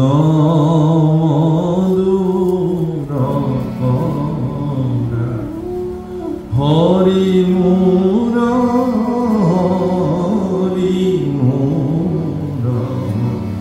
এদিন দয়ালু তোমাৰ জন্ম নাই তথাপি তুমি জন্ম ধৰা হে ভগৱান তোমাৰতো জন্মই নাই তুমিতো অজৰ কিন্তু তথাপি তুমি জন্ম ধৰা এই মৎস্য হৈ আহিলা কুৰ্ম হৈ আহিলা নৰসিংহ হৈ আহিলা তোমাৰতো জন্ম হৈছে সেই জন্মসমূহৰ দ্বাৰা কৃষ্ণ অৱতাৰে আহিছা ৰাম অৱতাৰে আহিছা পৰশুৰাম অৱতাৰে আহিছা ব্যাস অৱতাৰে আহিছা তুমি আহিছা অৰ্থাৎ সেই জন্মসমূহ তুমি এইকাৰণে ধাৰণ কৰা হে ভগৱান যাতে তুমি ধৰা জন্মৰ যিবোৰ কৃতকৰ্ম তুমি লীলা অৱতাৰে জগতত সাধন কৰিলা সেইসমূহ শ্ৰৱণ কীৰ্তন কৰি জীৱই যাতে জন্মটো ৰোধ কৰিব পাৰে আৰু যাতে জগতলৈ আহিব নালাগে তাৰ ব্যৱস্থা যাতে কৰিব পাৰে সেইকাৰণে মদালসাই কৈছে যে এইটো শেষ জন্ম সেইকাৰণে আচৰিত কথা চাৰিওটা পুত্ৰ নিৰ্দিষ্ট সময়ত তেওঁ উদাসীন হৈ অৰণ্যলৈ গুচি গ'ল উদাসীন ধৰ্ম পালন কৰাটো ইমান সহজ কথা নহয় উদাসীন বুলি যে আমাৰ শব্দ বিশেষকৈ মাজুলীত অতি পৰিচিত শব্দ আটাইতকৈ জটিল কথাটোৱে হ'ল উদাসীন ধৰ্ম পালন কৰা এজন ব্যক্তি উদাসীন হয় নে নহয় তেওঁ উদাসীন অৱস্থাত আছে নে নাই সেইটো তেওঁৰ বাহিৰে আৰু ভগৱানৰ বাহিৰে বেলেগ নাই আপুনি মোক দেখাত উদাসীন যেন পাব পাৰে মই উদাসীন ধৰ্ম পালন কৰি আছো কিন্তু উদাসীন হয় নে নহয় সেইটো মই জানো আৰু ভগৱানে মই এনেই কোৱা নাই উদাসীন ধৰ্ম পালন কৰিবৰ কাৰণে সেই ব্যৱস্থাত তেওঁ প্ৰৱৰ্তি থাকিব লাগিব অৰ্থাৎ ব্ৰহ্মচৰ্য ব্ৰত তেওঁ পালন কৰিবই লাগিব উদাসীন দৰে ব্ৰহ্মচৰ্য ব্ৰতত তেওঁ আছে নে নাই এওঁ উদাসীন হৈ হৈ মদালসাৰ পুত্ৰবিলাক অৰণ্যলৈ ঋষি হৈ হৈ গুচি গ'ল চববিলাক চাৰিওটা সন্তান যেতিয়া উদাসীন ধৰ্ম পালন কৰি পেলাই পৰম সন্ন্যাস লৈ পেলাই তেওঁ অৰণ্যলৈ যেতিয়া গুচি গ'ল তেতিয়া মহাৰাজে তেওঁৰ ৰাণীক সুধিছে যে হে মদালসা তুমি তোমাৰ পুত্ৰক এনেকুৱা কি শিক্ষা দিলা গোটেইবিলাক দেখোন ধৰ্ম সাধন কৰিবৰ কাৰণে গুচি গ'ল আমাৰ এজন পুত্ৰই ধৰ্ম সাধন কৰিলে হ'লেহেঁতেন বাকী তিনিজন পুত্ৰক আমি বেলেগ কৰিলোহেঁতেন বা তিনিটা পুত্ৰই যদি উদাসীন হৈ গ'লহেঁতেন এজন পুত্ৰ যদি তুমি ৰাখিলাহেঁতেন বোলে কি কৰিব থাকি পেলাই ৰাণীয়ে সুধিছে ৰজা কি কৰিব বোলে ৰজা হ'লেহেঁতেন মোৰ পিছত কোন ৰজা হ'ব মোৰ পিছত ৰজা হ'বলৈতো কোনো নাই এতিয়া চব গুচি গ'ল অৰণ্যলৈ আমিবিলাকে কুল ৰক্ষা কৰিবৰ কাৰণে বংশ ৰক্ষা কৰিবৰ কাৰণে খুব সচেতন আমাক ল'ৰা এটা লাগে বংশ ৰক্ষা কৰিবলৈ সম্পত্তি খাবলৈ হা কিন্তু আপুনি এবাৰ নিজে চাই ল'বচোন আপোনাৰ বংশৰ বা এনে কি মৰ্যাদা খালী কৰ্ম জীৱনত সংঘটিত কৰিছে তেওঁ উত্তৰ কৰি থ'লে যাক ৰক্ষা কৰিবৰ কাৰণে আপোনাক সন্ততি লাগে কোনেও নোৱাৰে যদি আছিলো তেতিয়াহ'লে হয়তো সেই কুল মৰ্যাদা তেওঁ ৰক্ষা কৰিব পাৰিব নে নোৱাৰিব তাৰ কোনো নিশ্চয়তা নাই সেইকাৰণে মহাৰাণী মদালসাই তেওঁৰ স্বামীক ক'লে যে হে মহাৰাজ যদি সঁচাকৈ মোৰ গৰ্ভত উপজা পুত্ৰ যদি ৰজা হ'ব লাগে তেতিয়াহ'লে তুমি মোক আগতেই ক'ব লাগিছিল মইতো নাজানো এইটো কথা যে তেওঁলোক ৰজা হ'বই লাগিব বুলি তেওঁলোক মনুষ্য জন্ম প্ৰাপ্তি হৈ জগতলৈ আহিছে গতিকে মনুষ্য জীৱনৰ সৰ্বশ্ৰেষ্ঠ কৰ্ম যি নকৰিলে নহয় সেইটো মই তেওঁলোকক কৰাই দিলোঁ সেই পৰ্যায়লৈ মই তেওঁলোকক লৈ গ'লোঁ আৰু সেইটো মোৰ ইচ্ছা আছে যদি তোমাক ৰজাৰ কাৰণে ৰজা হ'বলৈ যদি এটা সন্তান লাগে তেতিয়াহ'লে কোৱা মই ইয়াৰ পিছৰ সন্তানটো তোমাক ৰজাৰ কাৰণে প্ৰস্তুত কৰি দিম এগৰাকী মাতৃৰ ক্ষমতা দেই মই এনেই কোৱা নাই আপোনালোকক ইয়াতে আজি গোটেই মাতৃসকল ভৰপূৰ হৈ থকাহেঁতেন কথাখিনি কৈ ভাল লাগিলেহেঁতেন আৰু আপোনালোকৰ জীৱনত ইতিমধ্যে এইবোৰ কাৰ্য শেষ হৈ গৈছে কিন্তু আপোনালোকৰ যিবিলাক উঠি আহিছে বোৱাৰী কন্যা তেওঁলোকক শিকাবৰ কিন্তু আপোনালোকৰ সময় হৈছে নক'লোঁ আপোনালোকে কওক এইবিলাক কথা আপোনালোকে শিকাওক আপোনাৰ ছোৱালীজনীক সৰুৰ পৰাই শিকাওক এইটো সূত্ৰ তো মদালসাই কৈছে যে ইয়াৰ পিছৰ সন্তানটো মই কিন্তু ৰজা হিচাপে লৈ আহিম মহাৰাজ হয়ো পিছৰ সন্তানটো জন্মৰ পৰাই সেই ধেনুকাৰ লয় শিলগুটি লয় ঘোঁৰাৰ পিছে পিছে দৌৰে অস্ত্ৰ শস্ত্ৰ চলায় ৰাজনৈতিকভাৱে বিচক্ষণ বুদ্ধিসম্পন্ন হৈ গ'ল আৰু যথা সময়ত যেতিয়া তেওঁ পূৰ্ণপ্ৰাপ্ত বয়স হ'ল তেতিয়া দেখিছে যে তেওঁ অস্ত্ৰে শস্ত্ৰে ৰাজনৈতিক শিক্ষা ইত্যাদিৰে পৰিণত সন্তান এটি হ'ল আৰু ৰজাক সন্তুষ্টি হ'ল আৰু ৰজাই তেওঁক ৰাজভাৰ দিলে আৰু ৰাজভাৰ লোৱাৰ আগমুহূৰ্তত তেওঁ মদালসাৰ ওচৰলৈ আহিছে যে হে আই মইতো কাইলৈৰ পৰা ৰজা হ'ম তোমাৰ আজ্ঞা মোৰো আজ্ঞা আছে তুমি হোৱা কিন্তু হে বাছা মই তোমাক এটি বিশেষ তাবিজ এটা তাবিজ বনাইছে তেওঁলোকে আৰু সেই তাবিজটোৰ ভিতৰত এটি মন্ত্ৰ লিখি তাবিজটোৰ ভিতৰত সোমোৱাই বন্দী কৰি তেওঁৰ বাহুত মাকে নিজাতে গাঁঠি দি কৈছে যে অতি সংকট কালত যেতিয়া কোনোফালে তোমাৰ ৰাস্তা নাইকিয়া হৈ যাব তেতিয়া তুমি এই তাবিজটো খুলি ইয়াৰ ভিতৰত থকা মন্ত্ৰটো পঢ়িবা তুমি ৰাস্তা পাবা এইখিনি কথা ক'লে সন্তানক যেতিয়া ৰাজভাৰ দিলে মদালসাই স্বামীক ক'লে যে হে স্বামী মই এতিয়া অৰণ্যলৈ যাম কিয় যে ময়ো আৰু ৰাণী হৈ নাথাকোঁ ৰাজমাতা হৈ নাথাকোঁ ময়ো এতিয়া ঈশ্বৰ চিন্তালৈ গুচি যাওঁ এইবুলি তেওঁ অৰণ্যলৈ গুচি গ'ল তেওঁ যেতিয়া অৰণ্যলৈ গুচি আহিলে পিছে পিছে মহাৰাজলৈ গুচি আহিলে পুত্ৰ ৰজা হৈ থাকিলে তেওঁলোক যেতিয়া অৰণ্যলৈ আহিছে তেতিয়া সেই অৰণ্যত থকা চাৰিওগৰাকী বিশিষ্ট সন্যাসী তেওঁলোকৰ পুত্ৰ তেওঁলোকে আহি পেলাই পিতৃ মাতৃক সেৱা কৰিছে যে আমিয়ে তোমালোকৰ এই সন্তান গতিকে তোমালোকে যেতিয়া অৰণ্যলৈ আহিলা তোমালোকৰ কি সেৱা কৰিব লাগে আমাক আজ্ঞা কৰা তেতিয়া মদালসাই কৈছে যে সেই বাছা তোমালোকৰ সেৱা ল'বৰ কাৰণে আমি তোমালোকক জন্ম দিয়া নাই জগতৰ কল্যাণ কৰিবৰ কাৰণে তোমালোকক জন্ম দিয়া হৈছে গতিকে তোমালোকে জগতৰ সেৱা কৰা আমিও তোমালোকৰ সেৱা পাওঁ আমাক আৰু বিশেষভাৱে পিতৃ মাতৃক সেৱা কৰাৰ তোমালোকৰ প্ৰয়োজন নাই আমিও সন্ন্যাস লৈ আহিছোঁ গতিকে আমাক কাৰো সেৱাৰ প্ৰয়োজন নাই আমি স্বয়ং জীৱন অতিবাহিত কৰি ঈশ্বৰ প্ৰাপ্তি হৈ আহি জগতৰ পৰা আমি গুচি যাম কিন্তু তোমালোকে আহিলে যেতিয়া মই কিন্তু এটা বিশেষ কথা তোমালোকক কওঁ খুব মন কৰিবলগীয়া কথা যে কি কথা বাবজন হ'ব দিয়ক বাবা হ'ব দিয়ক এইটো আৰু আপুনি বিষয়টো বাৰে বাৰে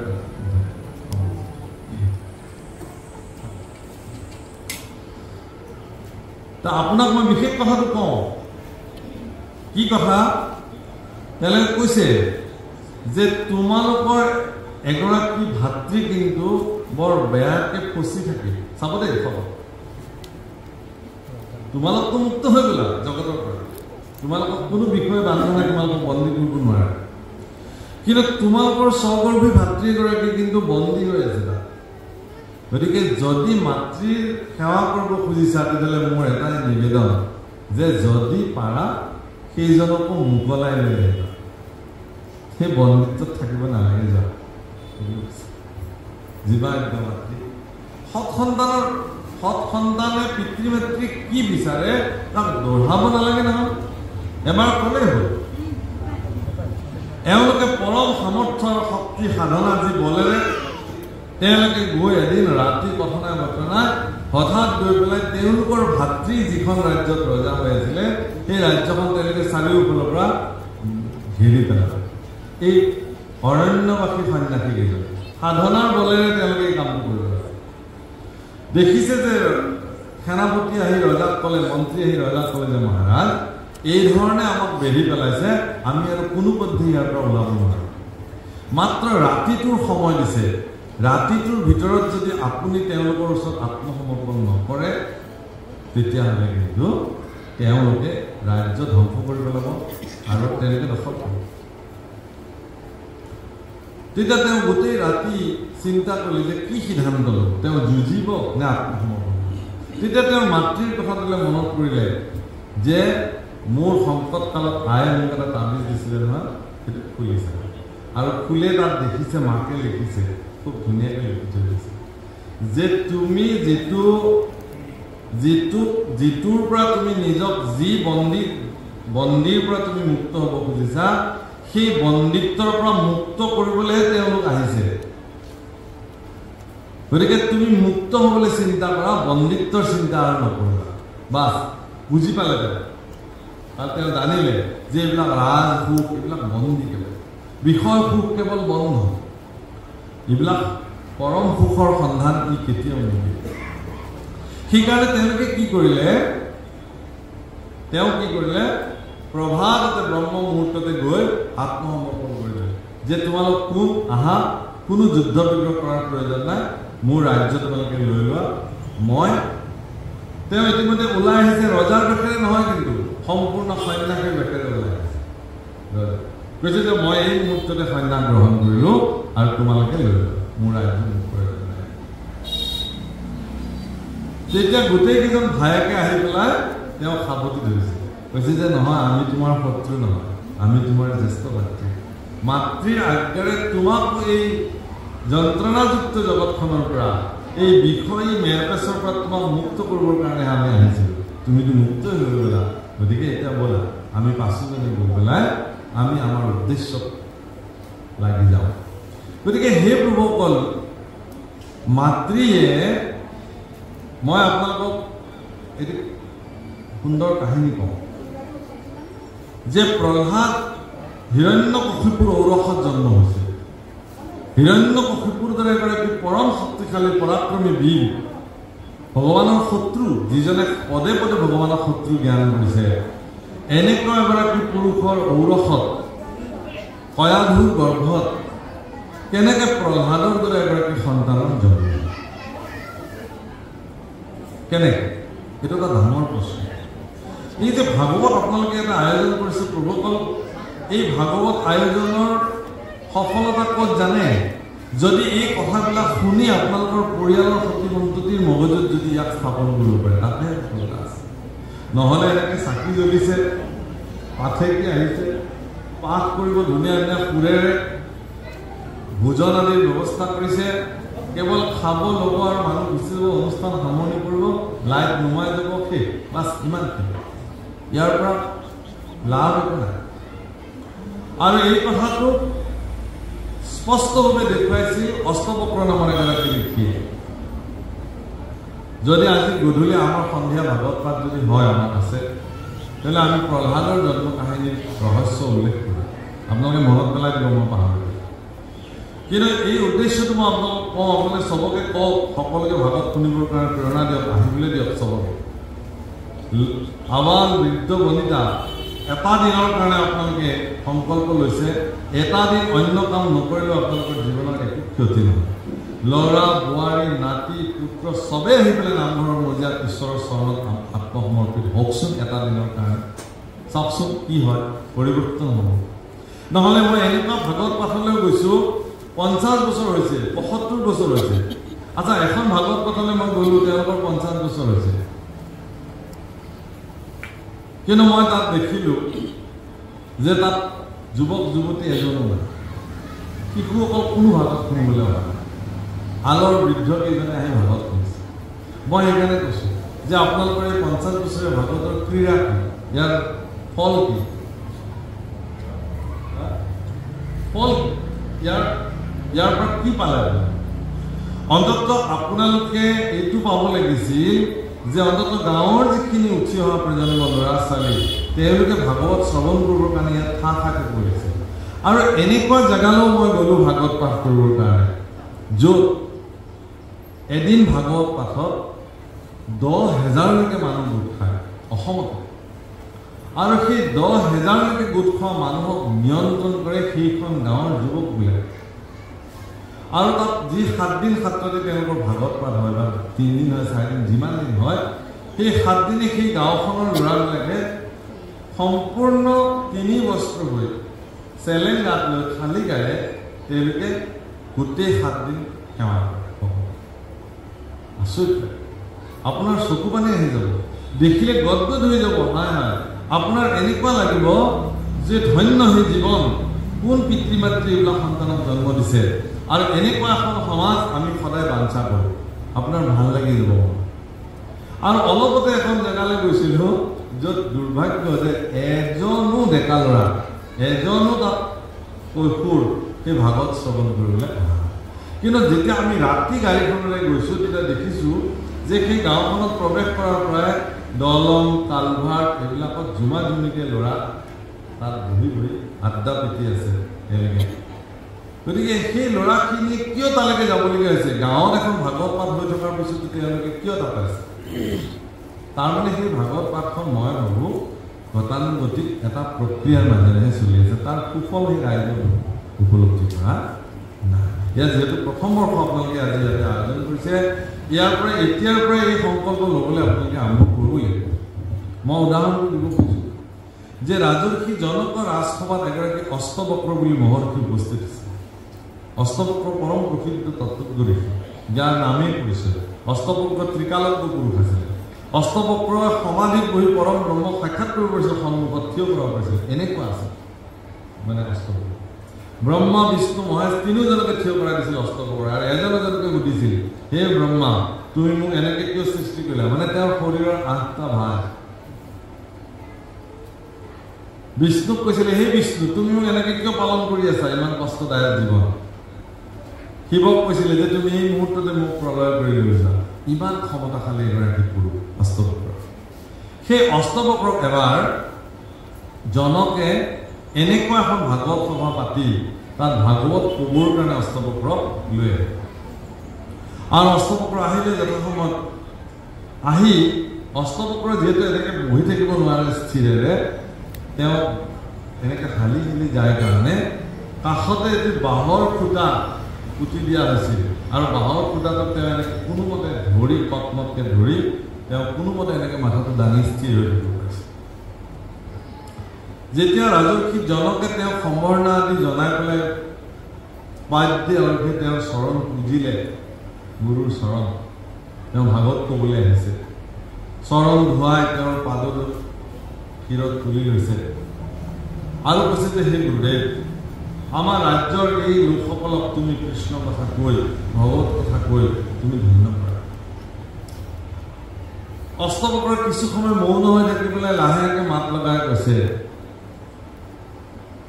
যে আপোনালোকৰ এই পেণ্ডেলটোৰ মানে যিটো ৰভাঘৰ এই ৰভাঘৰৰ এই বাঁহৰ খুঁটাটোৱে মোক বৰ বেয়াকৈ ধৰি আছে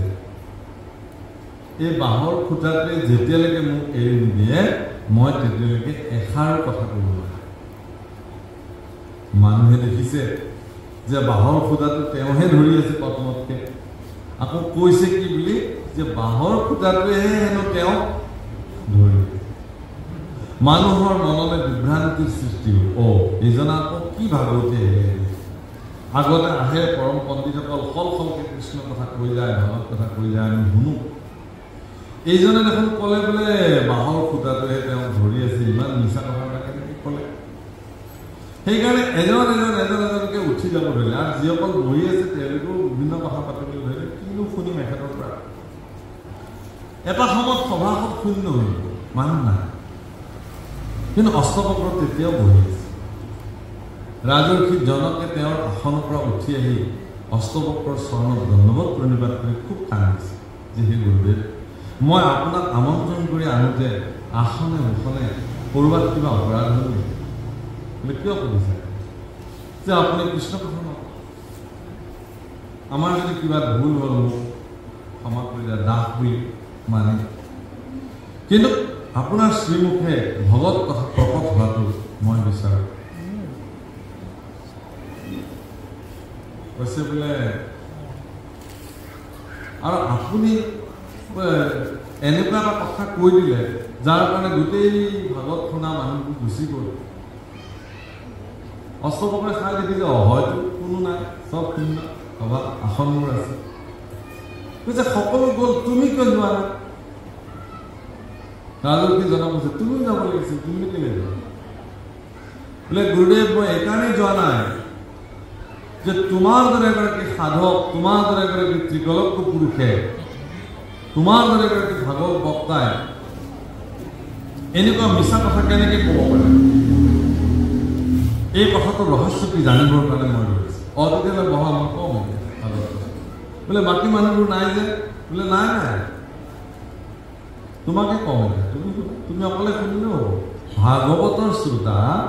সৎ শ্ৰোতা এজন হ'লেও হ'ব বক্তাৰ কাৰণে, 11জন শ্ৰোতাৰ প্ৰয়োজন নাই। কৈছে যে শুনা, মোক যেতিয়া তুমি নিমন্ত্ৰণ দিছিলা সেইদিনাখনে মই এটা সংকল্প লৈছিলোঁ যে মই জনকৰ ৰাজসভালৈ ভাগৱত কথা ক'বলৈ যাম, য'ত বছৰে বছৰে পৰম প্ৰকৃত ঋষিসকলে আহি ভাগৱত কথা কয়। গতিকে মইনো কি ক'ম তাত গৈ পেলাই? তেওঁলোকতো জানেই চব কথা। আমাৰো মনলৈ এনেকুৱা ভাৱনা আহে দেই, মাজুলীলৈ নিমন্ত্ৰণ পালে এনেকুৱা ভাৱনা আহে যে এটকাৰ মহন্তস্থলী মাজুলীৰ বাপসকলক আমাৰ নিচিনা মৰমতীবিলাকে কি ভাগৱত কথা কওঁ। সেইকাৰণে আমাৰ ভাগৱত কথাটো যেতিয়া মানুহ কোনো পালাকে উঠিছে তেতিয়া মোৰ মনলৈ সেইটো ভাৱনাই আহিছে, চাগে মোৰ কথাখিনি এওঁলোকৰ বহুত ক্ৰিয়া কৰা নাই। কাৰণ এখেতলোক ইয়াতকৈও ওপৰৰ স্তৰৰ চিন্তাৰ ব্যক্তি। যেতিয়া উঠি গৈছে অষ্টপকৰে এই কথাটোকে কৈছে যে এওঁলোকে, মই সেইকাৰণে সিদ্ধান্ত লৈছিলোঁ যে মই আটাইতকৈ বেদৰ জটিল তত্ত্ব মায়া তত্ত্বৰ ওপৰত মই কথা কওঁ। আৰু সেইনে তেওঁ মায়া তত্ত্বৰ ওপৰত কি বুলি ক'লে যে মায়া তত্ত্ব এইটোৱেই, অবস্তুক দেখা অন্ত বস্তুক আবৰি এইটো মোহৰ মায়া জাননী। অবস্তুক দেখান্ত বস্তুক আৱৰি এইটো মোহৰ মায়া জানা নিষ্ঠ কৰি। যিটো অবস্তু সেইটোকে বস্তু বুলি দেখুৱায় আৰু যিটো বস্তু সেইটোকে অবস্তু বুলি দেখুৱায়, এইটোৱে মায়া। যিটো সঁচা এইটো মিছা বুলি দেখুৱায়, যিটো মিছা এইটো সঁচা বুলি দেখুৱায়। মই যে খুটাটো ধৰি আছো এইটো সঁচা কথা, কিন্তু মই মায়া তত্ত্ব বিশ্লেষণ কৰিবৰ কাৰণে ইয়াক উল্টাই ক'লো যে মোক খুটাটো ধৰি আছিলো। মই আচলতে মোৰ বক্তৃতাটো তাৰ পৰা আৰম্ভ হৈ গৈছো। মোৰ আজিৰ যিটো প্ৰবচন আছিল সেই প্ৰবচনটো মই ইয়াৰ পৰা আৰম্ভ কৰিছিলো। কিন্তু মই দেখিলো যে তোমাৰ ৰাজসভা ডেকা, তোমাৰ ধৰ্মসভা ডেকা সেইবোৰ কথা শুনিবলৈ কোনো নাই। গতিকে মই এই কথাত উপনীত হলো এই সিদ্ধান্ত যে হে ৰাজন, তুমি যে বছৰে বছৰে এই যে ধৰ্মসভাৰ আয়োজন কৰা, ভাগৱত কথাৰ আয়োজন কৰা, আৰু ইয়াত যে হাজাৰ হাজাৰ মানুহ উপস্থিত হয়, এওঁলোক আচলতে মেলা চাবলৈ আহে, ভোজ খাবলৈ আহে। প্ৰকৃতাৰ্থত ইয়াত এজনো শ্ৰোতা নাই। শ্ৰোতা থকা হলে এওঁলোকে উঠি নগ'লেহেঁতেন, যেনেকে তুমি যোৱা নাই।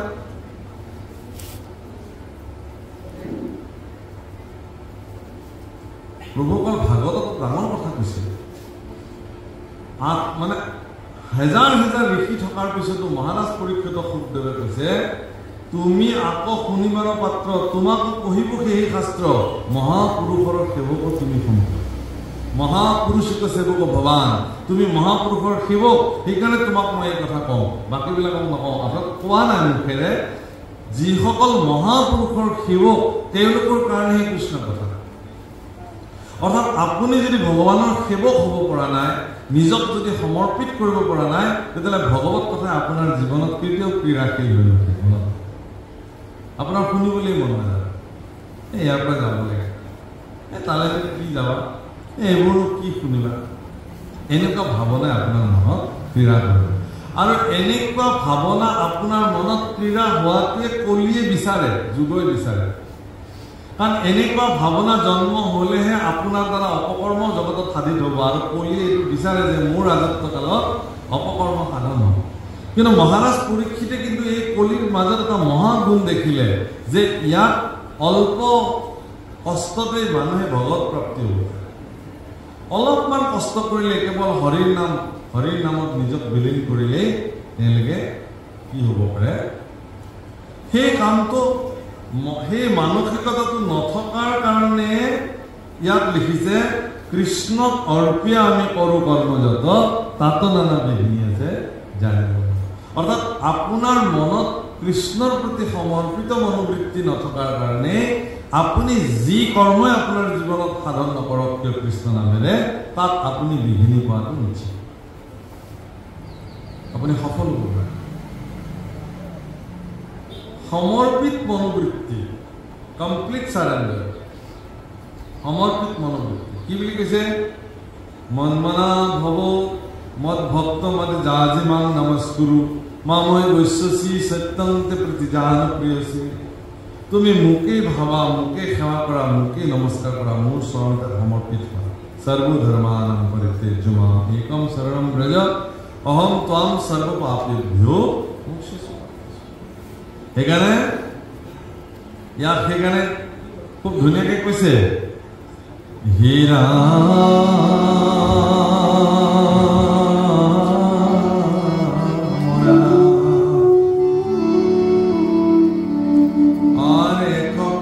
মানে যিটো শুনো কৃষ্ণ কথা,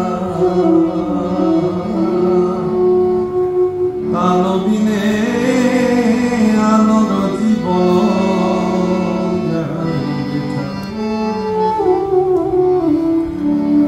রাম কৃষ্ণ তয় প্রিয়ায় আমি করু কর্মযত, জানিল না তাতো নানা বিঘ্নি আছে জানিল মনত। রাম এতেকে প্রিয়ায় কৃষ্ণ চরিত্র অমৃত, শ্রবণ মাত্রকে যেন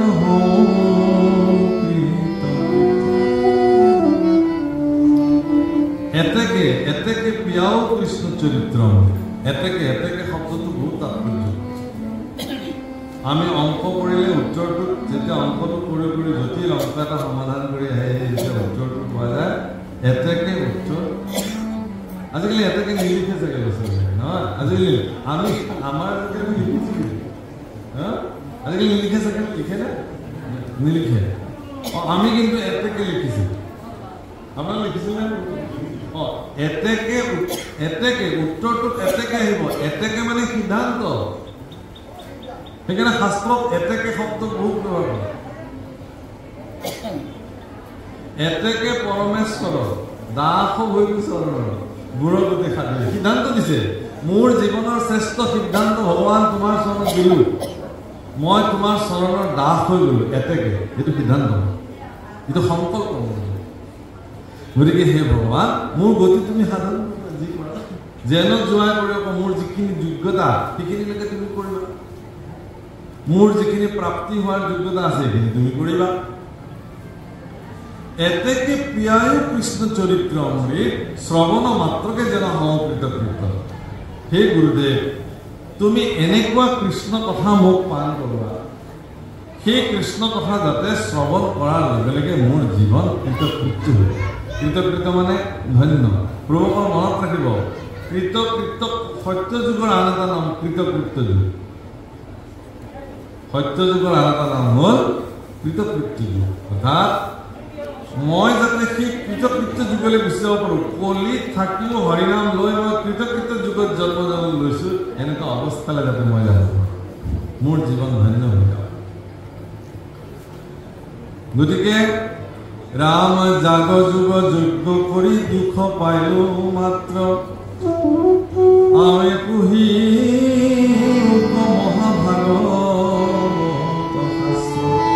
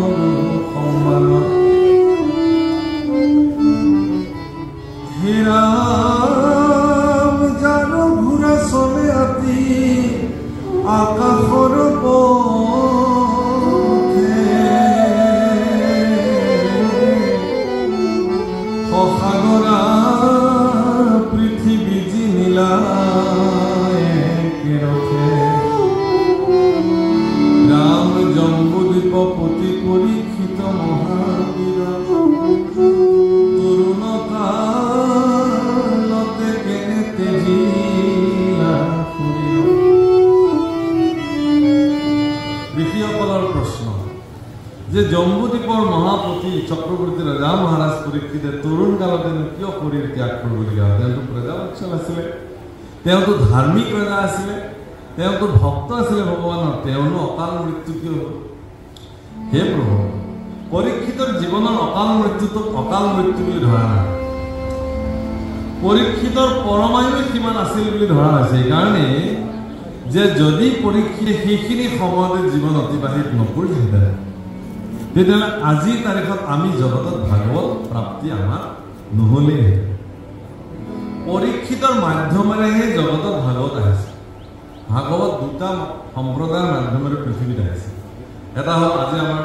উদ্বোধক বাপে কৈছে যে চতুশ্লোকত ব্ৰহ্মক ভাগৱত দিছে,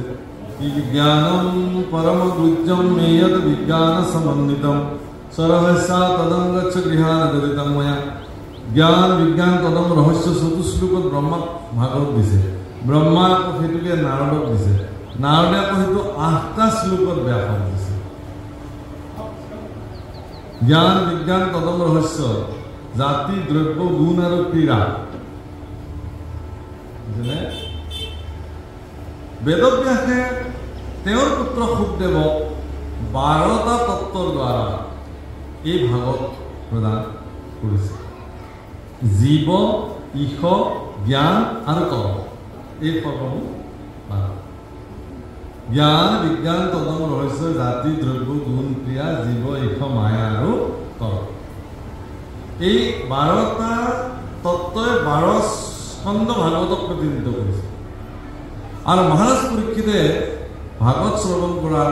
মূলতে অৰ্থাৎ শুকদেৱটো সমস্ত ঋষিসকলৰ মাজত বিদ্যমান হৈ আছিলে, তাতে তেওঁতো আগৰ পৰাই বহি আছে। কিন্তু পৰীক্ষিতৰ মনত যিটো প্ৰশ্ন উৎপাদন হ'ল, মৃত্যুমুখী লোকৰ কি কাম, এই মৃয়মানুষ্য কিম কাৰ্যম, এই প্ৰশ্নটোৰ উত্তৰ দিবলৈ যাওঁতে ঋষিসকলে যে উজুতি খালে, সেইকাৰণে শুকদেৱে এই প্ৰশ্ন সমাধান দিবলগীয়া হ'ল যে সেই ৰাজন, তেতিয়াহ'লে মই দিওঁ তোমাক প্ৰশ্নৰ উত্তৰ দেও শুনা খাব ধান কৃষ্ণৰ নামে জানা পৰম কল্যাণ। মই তোমাক প্ৰশ্নৰ উত্তৰ দিওঁ, সেই ৰাজন তুমি শুনা, কৃষ্ণৰ নামেকে জানা পৰম কল্যাণ। জগতত কল্যাণকাৰী এটাই বস্তু আছে, সেইটো হ'ল কৃষ্ণ নাম। হৰিৰ নাম হৰিৰ নাম হৰিৰ নামৈব কেৱলম কলো নাস্তি নাস্তব্য নাস্তব্য গতিৰ অন্যথা। ভাগৱতত জগত প্ৰসিদ্ধ নাম 4টা উল্লেখ কৰি থৈ গৈছে। জগত প্ৰসিদ্ধ নাম কৃষ্ণ বিষ্ণু হৰি নাম লাজেৰে গায়ৰ মহামুখে। ভাগৱতৰ পানী দেই, মই কোৱা নাই, মোৰ কোৱা সাধ্য হয়। জগত প্ৰসিদ্ধ নাম কৃষ্ণ বিষ্ণু হৰি নাম লাজেৰে গায়ৰ মহামুখে,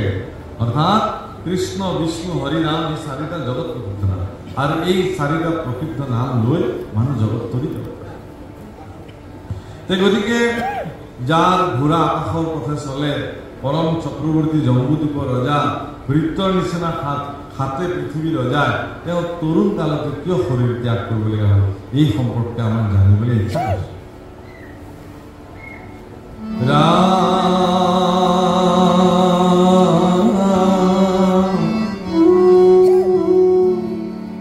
ৰাম ভৃত্ত যেন হাতে পৃথিৱীৰ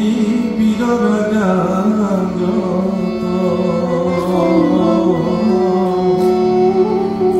কৃষ্ণ তো ভকত তেন্তে মহাভাগৱত। ভৃত্ত যেন হাতে পৃথিৱীৰ ৰাজা, কৃষ্ণ ভকত তেন্তে মহাভাগৱত। বাক্যটো মনত পৰিব, সম্পূৰ্ণ বাক্য। এইটোৰ লগত এইটো বাক্য নিলিখিবলৈ পাৰে, লিখিছে কেলে যে যিজন ব্যক্তি পৃথিৱীৰ ভিতৰত এগৰাকী শক্তিশালী পৰাক্ৰমী, তথাপি কিন্তু তেওঁ কৃষ্ণ ভকত। আৰু আমিবিলাকে যদি এখন গাঁৱৰ মুৰব্বী হৈ যাওঁ, কিবা কথা সিদিনাখন আহাত বনাই নাহে, পৰিয়ালৰ মুৰব্বী হৈ যোৱাৰ লগে লগে মন বেলেগ হৈ যায়। আজিৰ পৰা মই পৰিয়ালৰে মুৰব্বী হ'লো, তাক মই মানি মোৰ কথা চবে শুনিব লাগিব। পৃথিৱীৰ ভিতৰত এগৰাকী শক্তিশালী পুৰুষ হোৱাৰ পিছতো মহাৰাজ পৰীক্ষিত কিন্তু কৃষ্ণ ভকত আছে।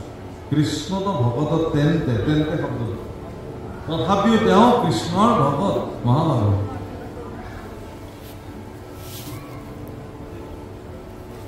হে ৰাম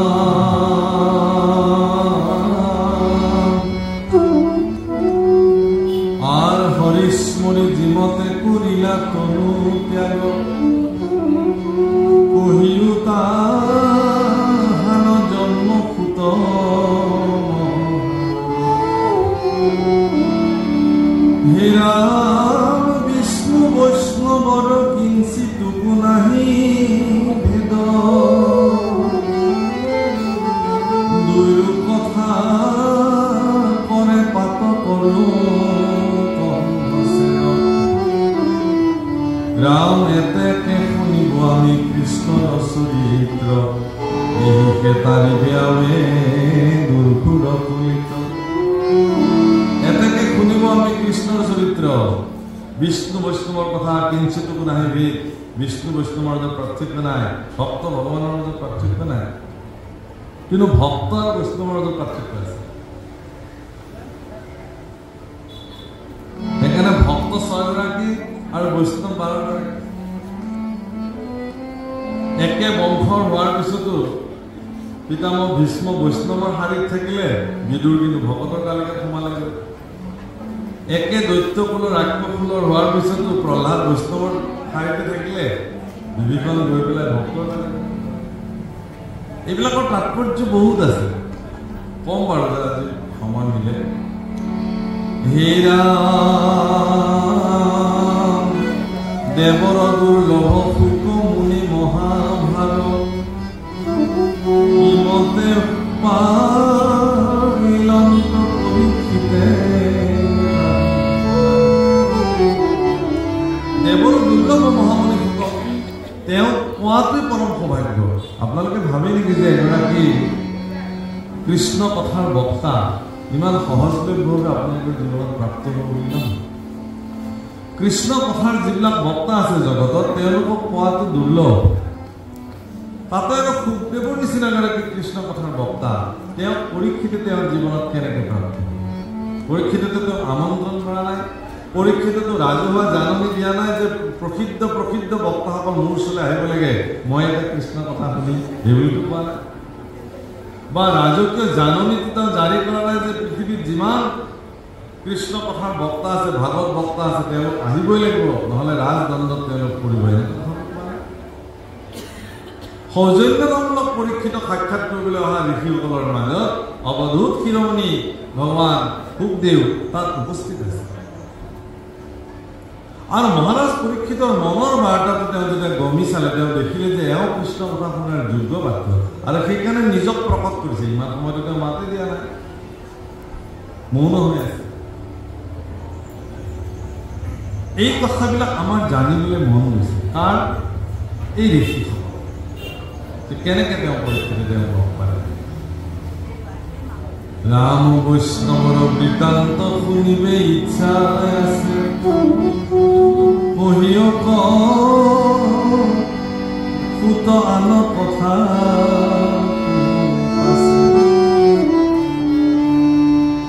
হেন শুনি ফুটে বিনা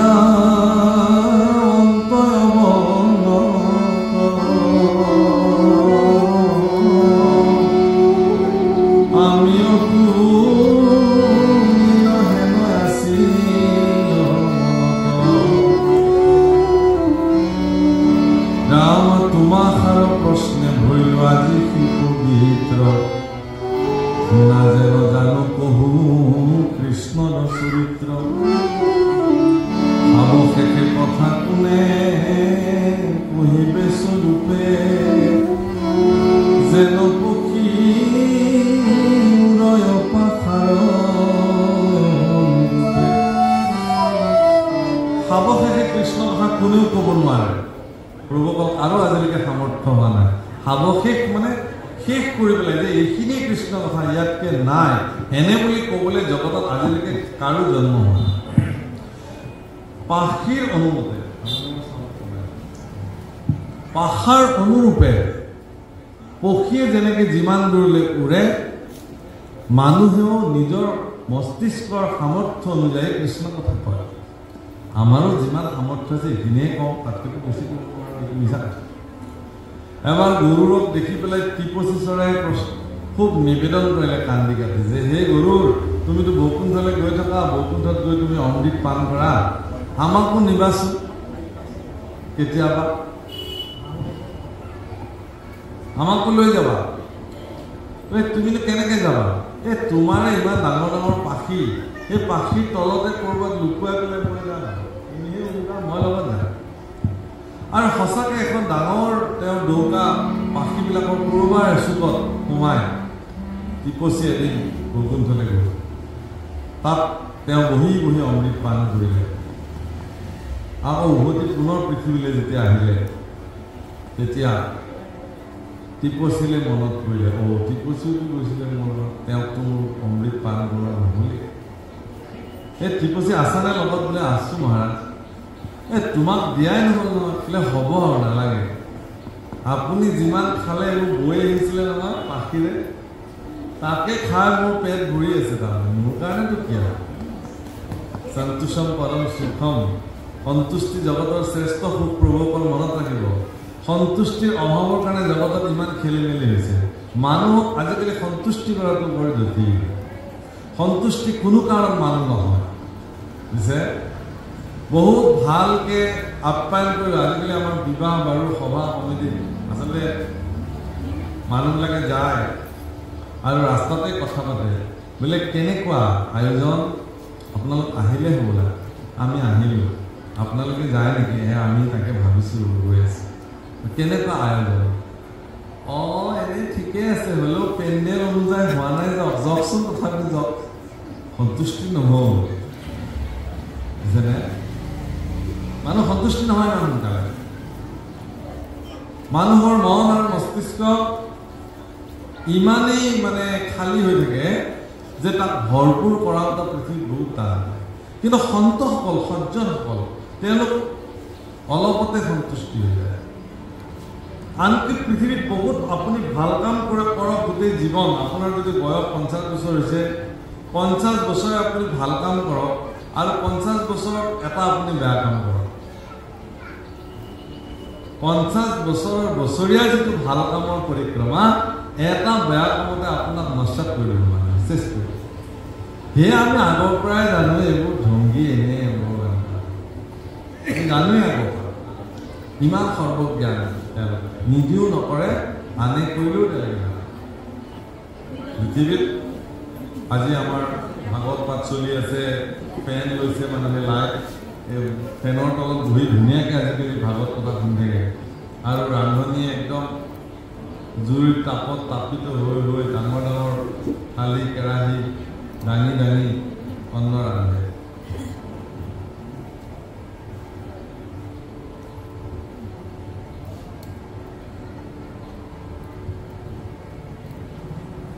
ভাল কথা পাতিছে যিয়ে নহওক কৃষ্ণ কথা শুনিছোঁ আমি ফেনৰ তলত বহি আৰু ৰান্ধনীয়ে ৰন্ধনশালত জুইৰ তাপত তাপিত হৈ অন্ন ৰান্ধিছে আৰু যেতিয়া অন্ন পৰিৱেশন কৰিছে ৰান্ধনীয়ে লাহেকৈ সুধিছে প্ৰভুক ল'ব পৰা বিধৰ হৈছে কেনেবা হৈছে আৰু ভকতসকলে কি বুলি কৈছে অমৃত প্ৰভু বৰ সুন্দৰ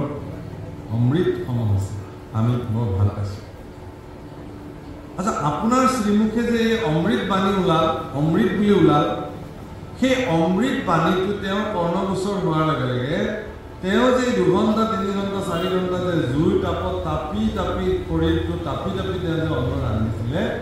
আপোনাৰ শ্ৰীমুখৰ পৰা ওলোৱা অমৃত বাক্যশাৰীয়ে সমস্ত তাপ যেন তেওঁক কি কৰিব লাগে উপশম কৰিব তাৰমানে আপোনাৰ বাক্যৰ কিমান জোৰ আছে আৰু সেইটো আপুনি কেতিয়া কৰিব পাৰিব যদি আপুনি সন্তুষ্টি নহয় নাই আজি নষ্ট কৰিলে আপুনি সিদিনাখনৰ নিচিনা নহ'ব আমুকৰ ঘৰত যে বনাইছিলে তেনেকুৱা নহ'ল বোলে আজি অকণমান বেয়া হ'ল তেওঁৰ মনত কেনেকুৱা লাগে আৰু আপুনিতো সজ্জন আপুনিতো সন্ত পুৰুষ মহন্ত আপুনি সন্তুষ্টি হ'ব কিয় নিশিকে আপুনি সন্তুষ্টি হ'বলৈ শিকক সজ্জনৰ এইটো গুণ সন্তোষম পৰম সুখম সন্তুষ্টিটো জগতৰ শ্ৰেষ্ঠ সুখ সন্তুষ্টি আপুনি লভিবই লাগিব আৰু সন্তুষ্টি নহ'লে আপুনি জীৱনত ভগৱান প্ৰাপ্তি কেতিয়াও নহয় আৰু সেইকাৰণে এওঁলোকক কৈছে যে আপোনালোকৰ জীৱনত কৃষ্ণ কথা কোৱা যেনেকুৱা মানুহ নাপাওক কিয় তেওঁ যিমানখিনি কওক তেওঁৰ সামৰ্থ্য অনুযায়ী আপুনি পৰম সন্তুষ্টিৰে শ্ৰৱণ কৰক বাহ বৰ ধুনীয়া কথা কৈছে আপুনি বৰ সৎ কথা আপুনি ক'লে আপোনাৰ শ্ৰীমুখৰ ভাগৱত বাণী শুনি আমি বৰ ধন্য হ'লোঁ কৃতাৰ্থ হ'লোঁ এই বুলি যদি কয় তেতিয়াহ'লে আপোনাৰ জীৱন ধন্য হ'ব তেওঁৰ জীৱনো ধন্য হ'ব আৰু সেইকাৰণে কুটে এই কথা কৈ লৈছে যে মই খাব খেতি কোনেও ক'ব নোৱাৰে, ময়ো ক'ব নোৱাৰো। মানুহৰ সামৰ্থ্য অনুযায়ীহে মানুহে কৃষ্ণ কথা কয়। হে ৰাম গ্ৰাম্য কথা কথনে মলিন হয়ে কৃষ্ণ, আৰ এই মতে যত মান লয় মূৰমতি, বৰ্ণায়ু কৃষ্ণৰ লীলা তোমাক সম্প্ৰতি। ৰাম গ্ৰাম্য কথা কথনে মলিন হয়ে বাণী, তাক শুদ্ধ কৰো কৃষ্ণ কথা কব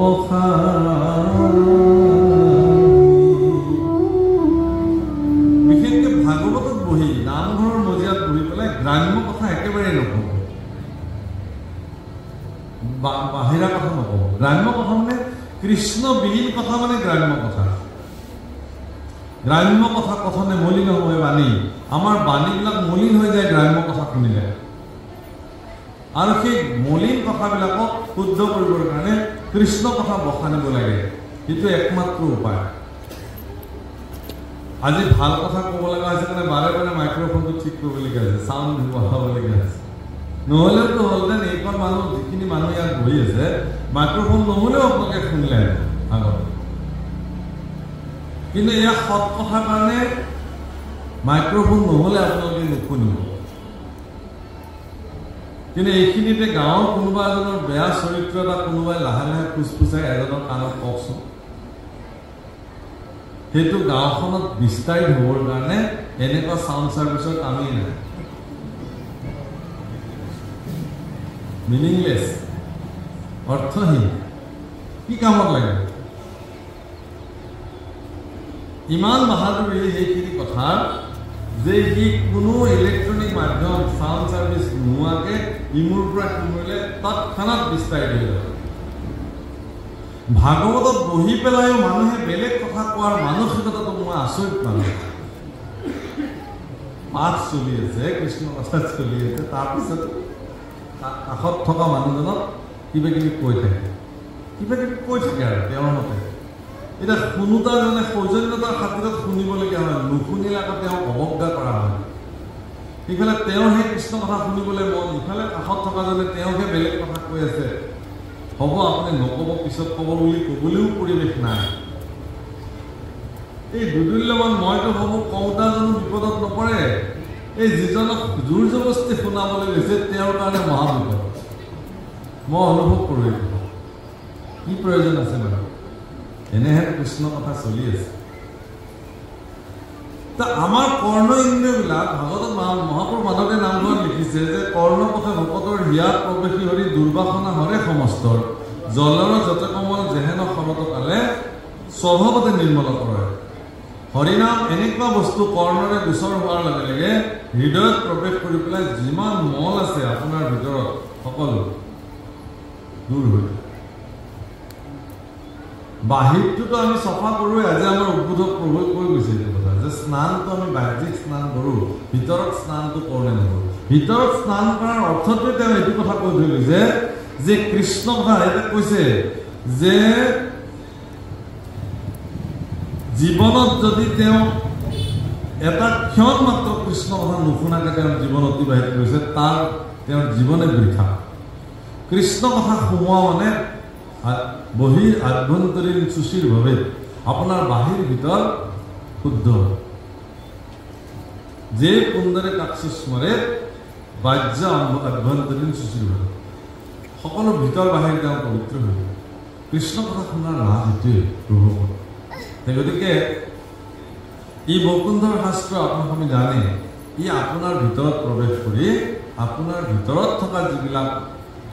মল মলিনতা সেইবোৰ তেওঁ দূৰ কৰে, সেইটোৱে তাৰ লাভ। গতিকে গ্ৰাম্য কথা শুনিলে ক'লে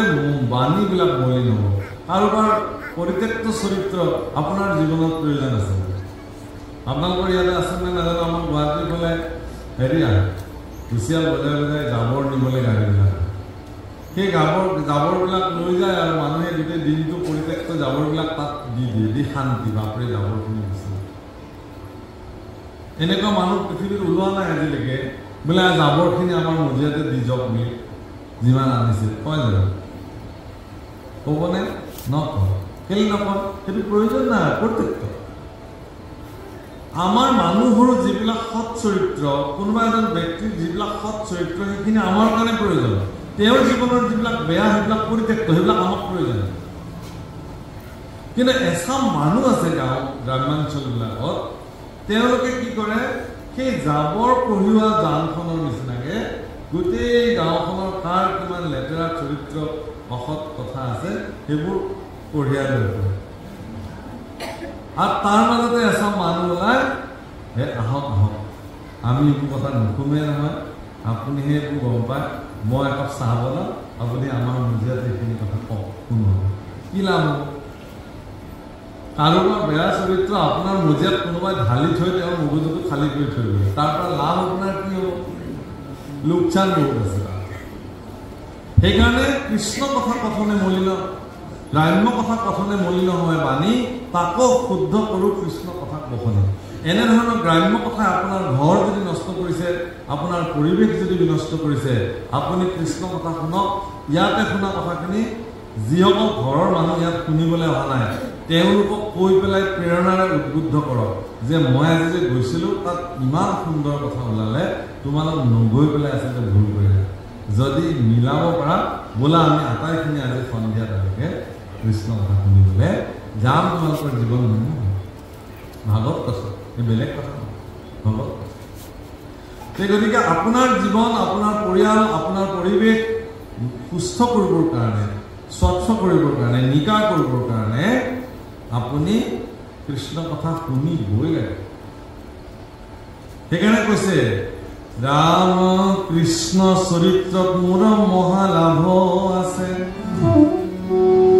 কৃষ্ণৰ কীৰ্তনে জাতি অজাতি নাম আছে আৰ বৈকুণ্ঠৰ শাস্ত্ৰ এইটো মহাভাগৱত যেনতে পৃথিৱীত ভৈল তবে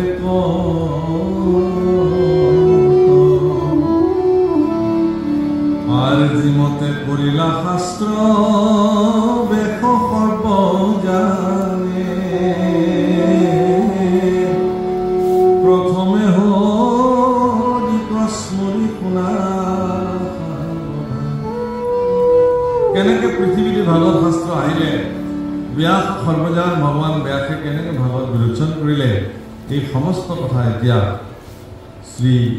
সুতে এই কথা বৰ্ণন কৰিব আপোনালোকে শ্ৰৱণ কৰিব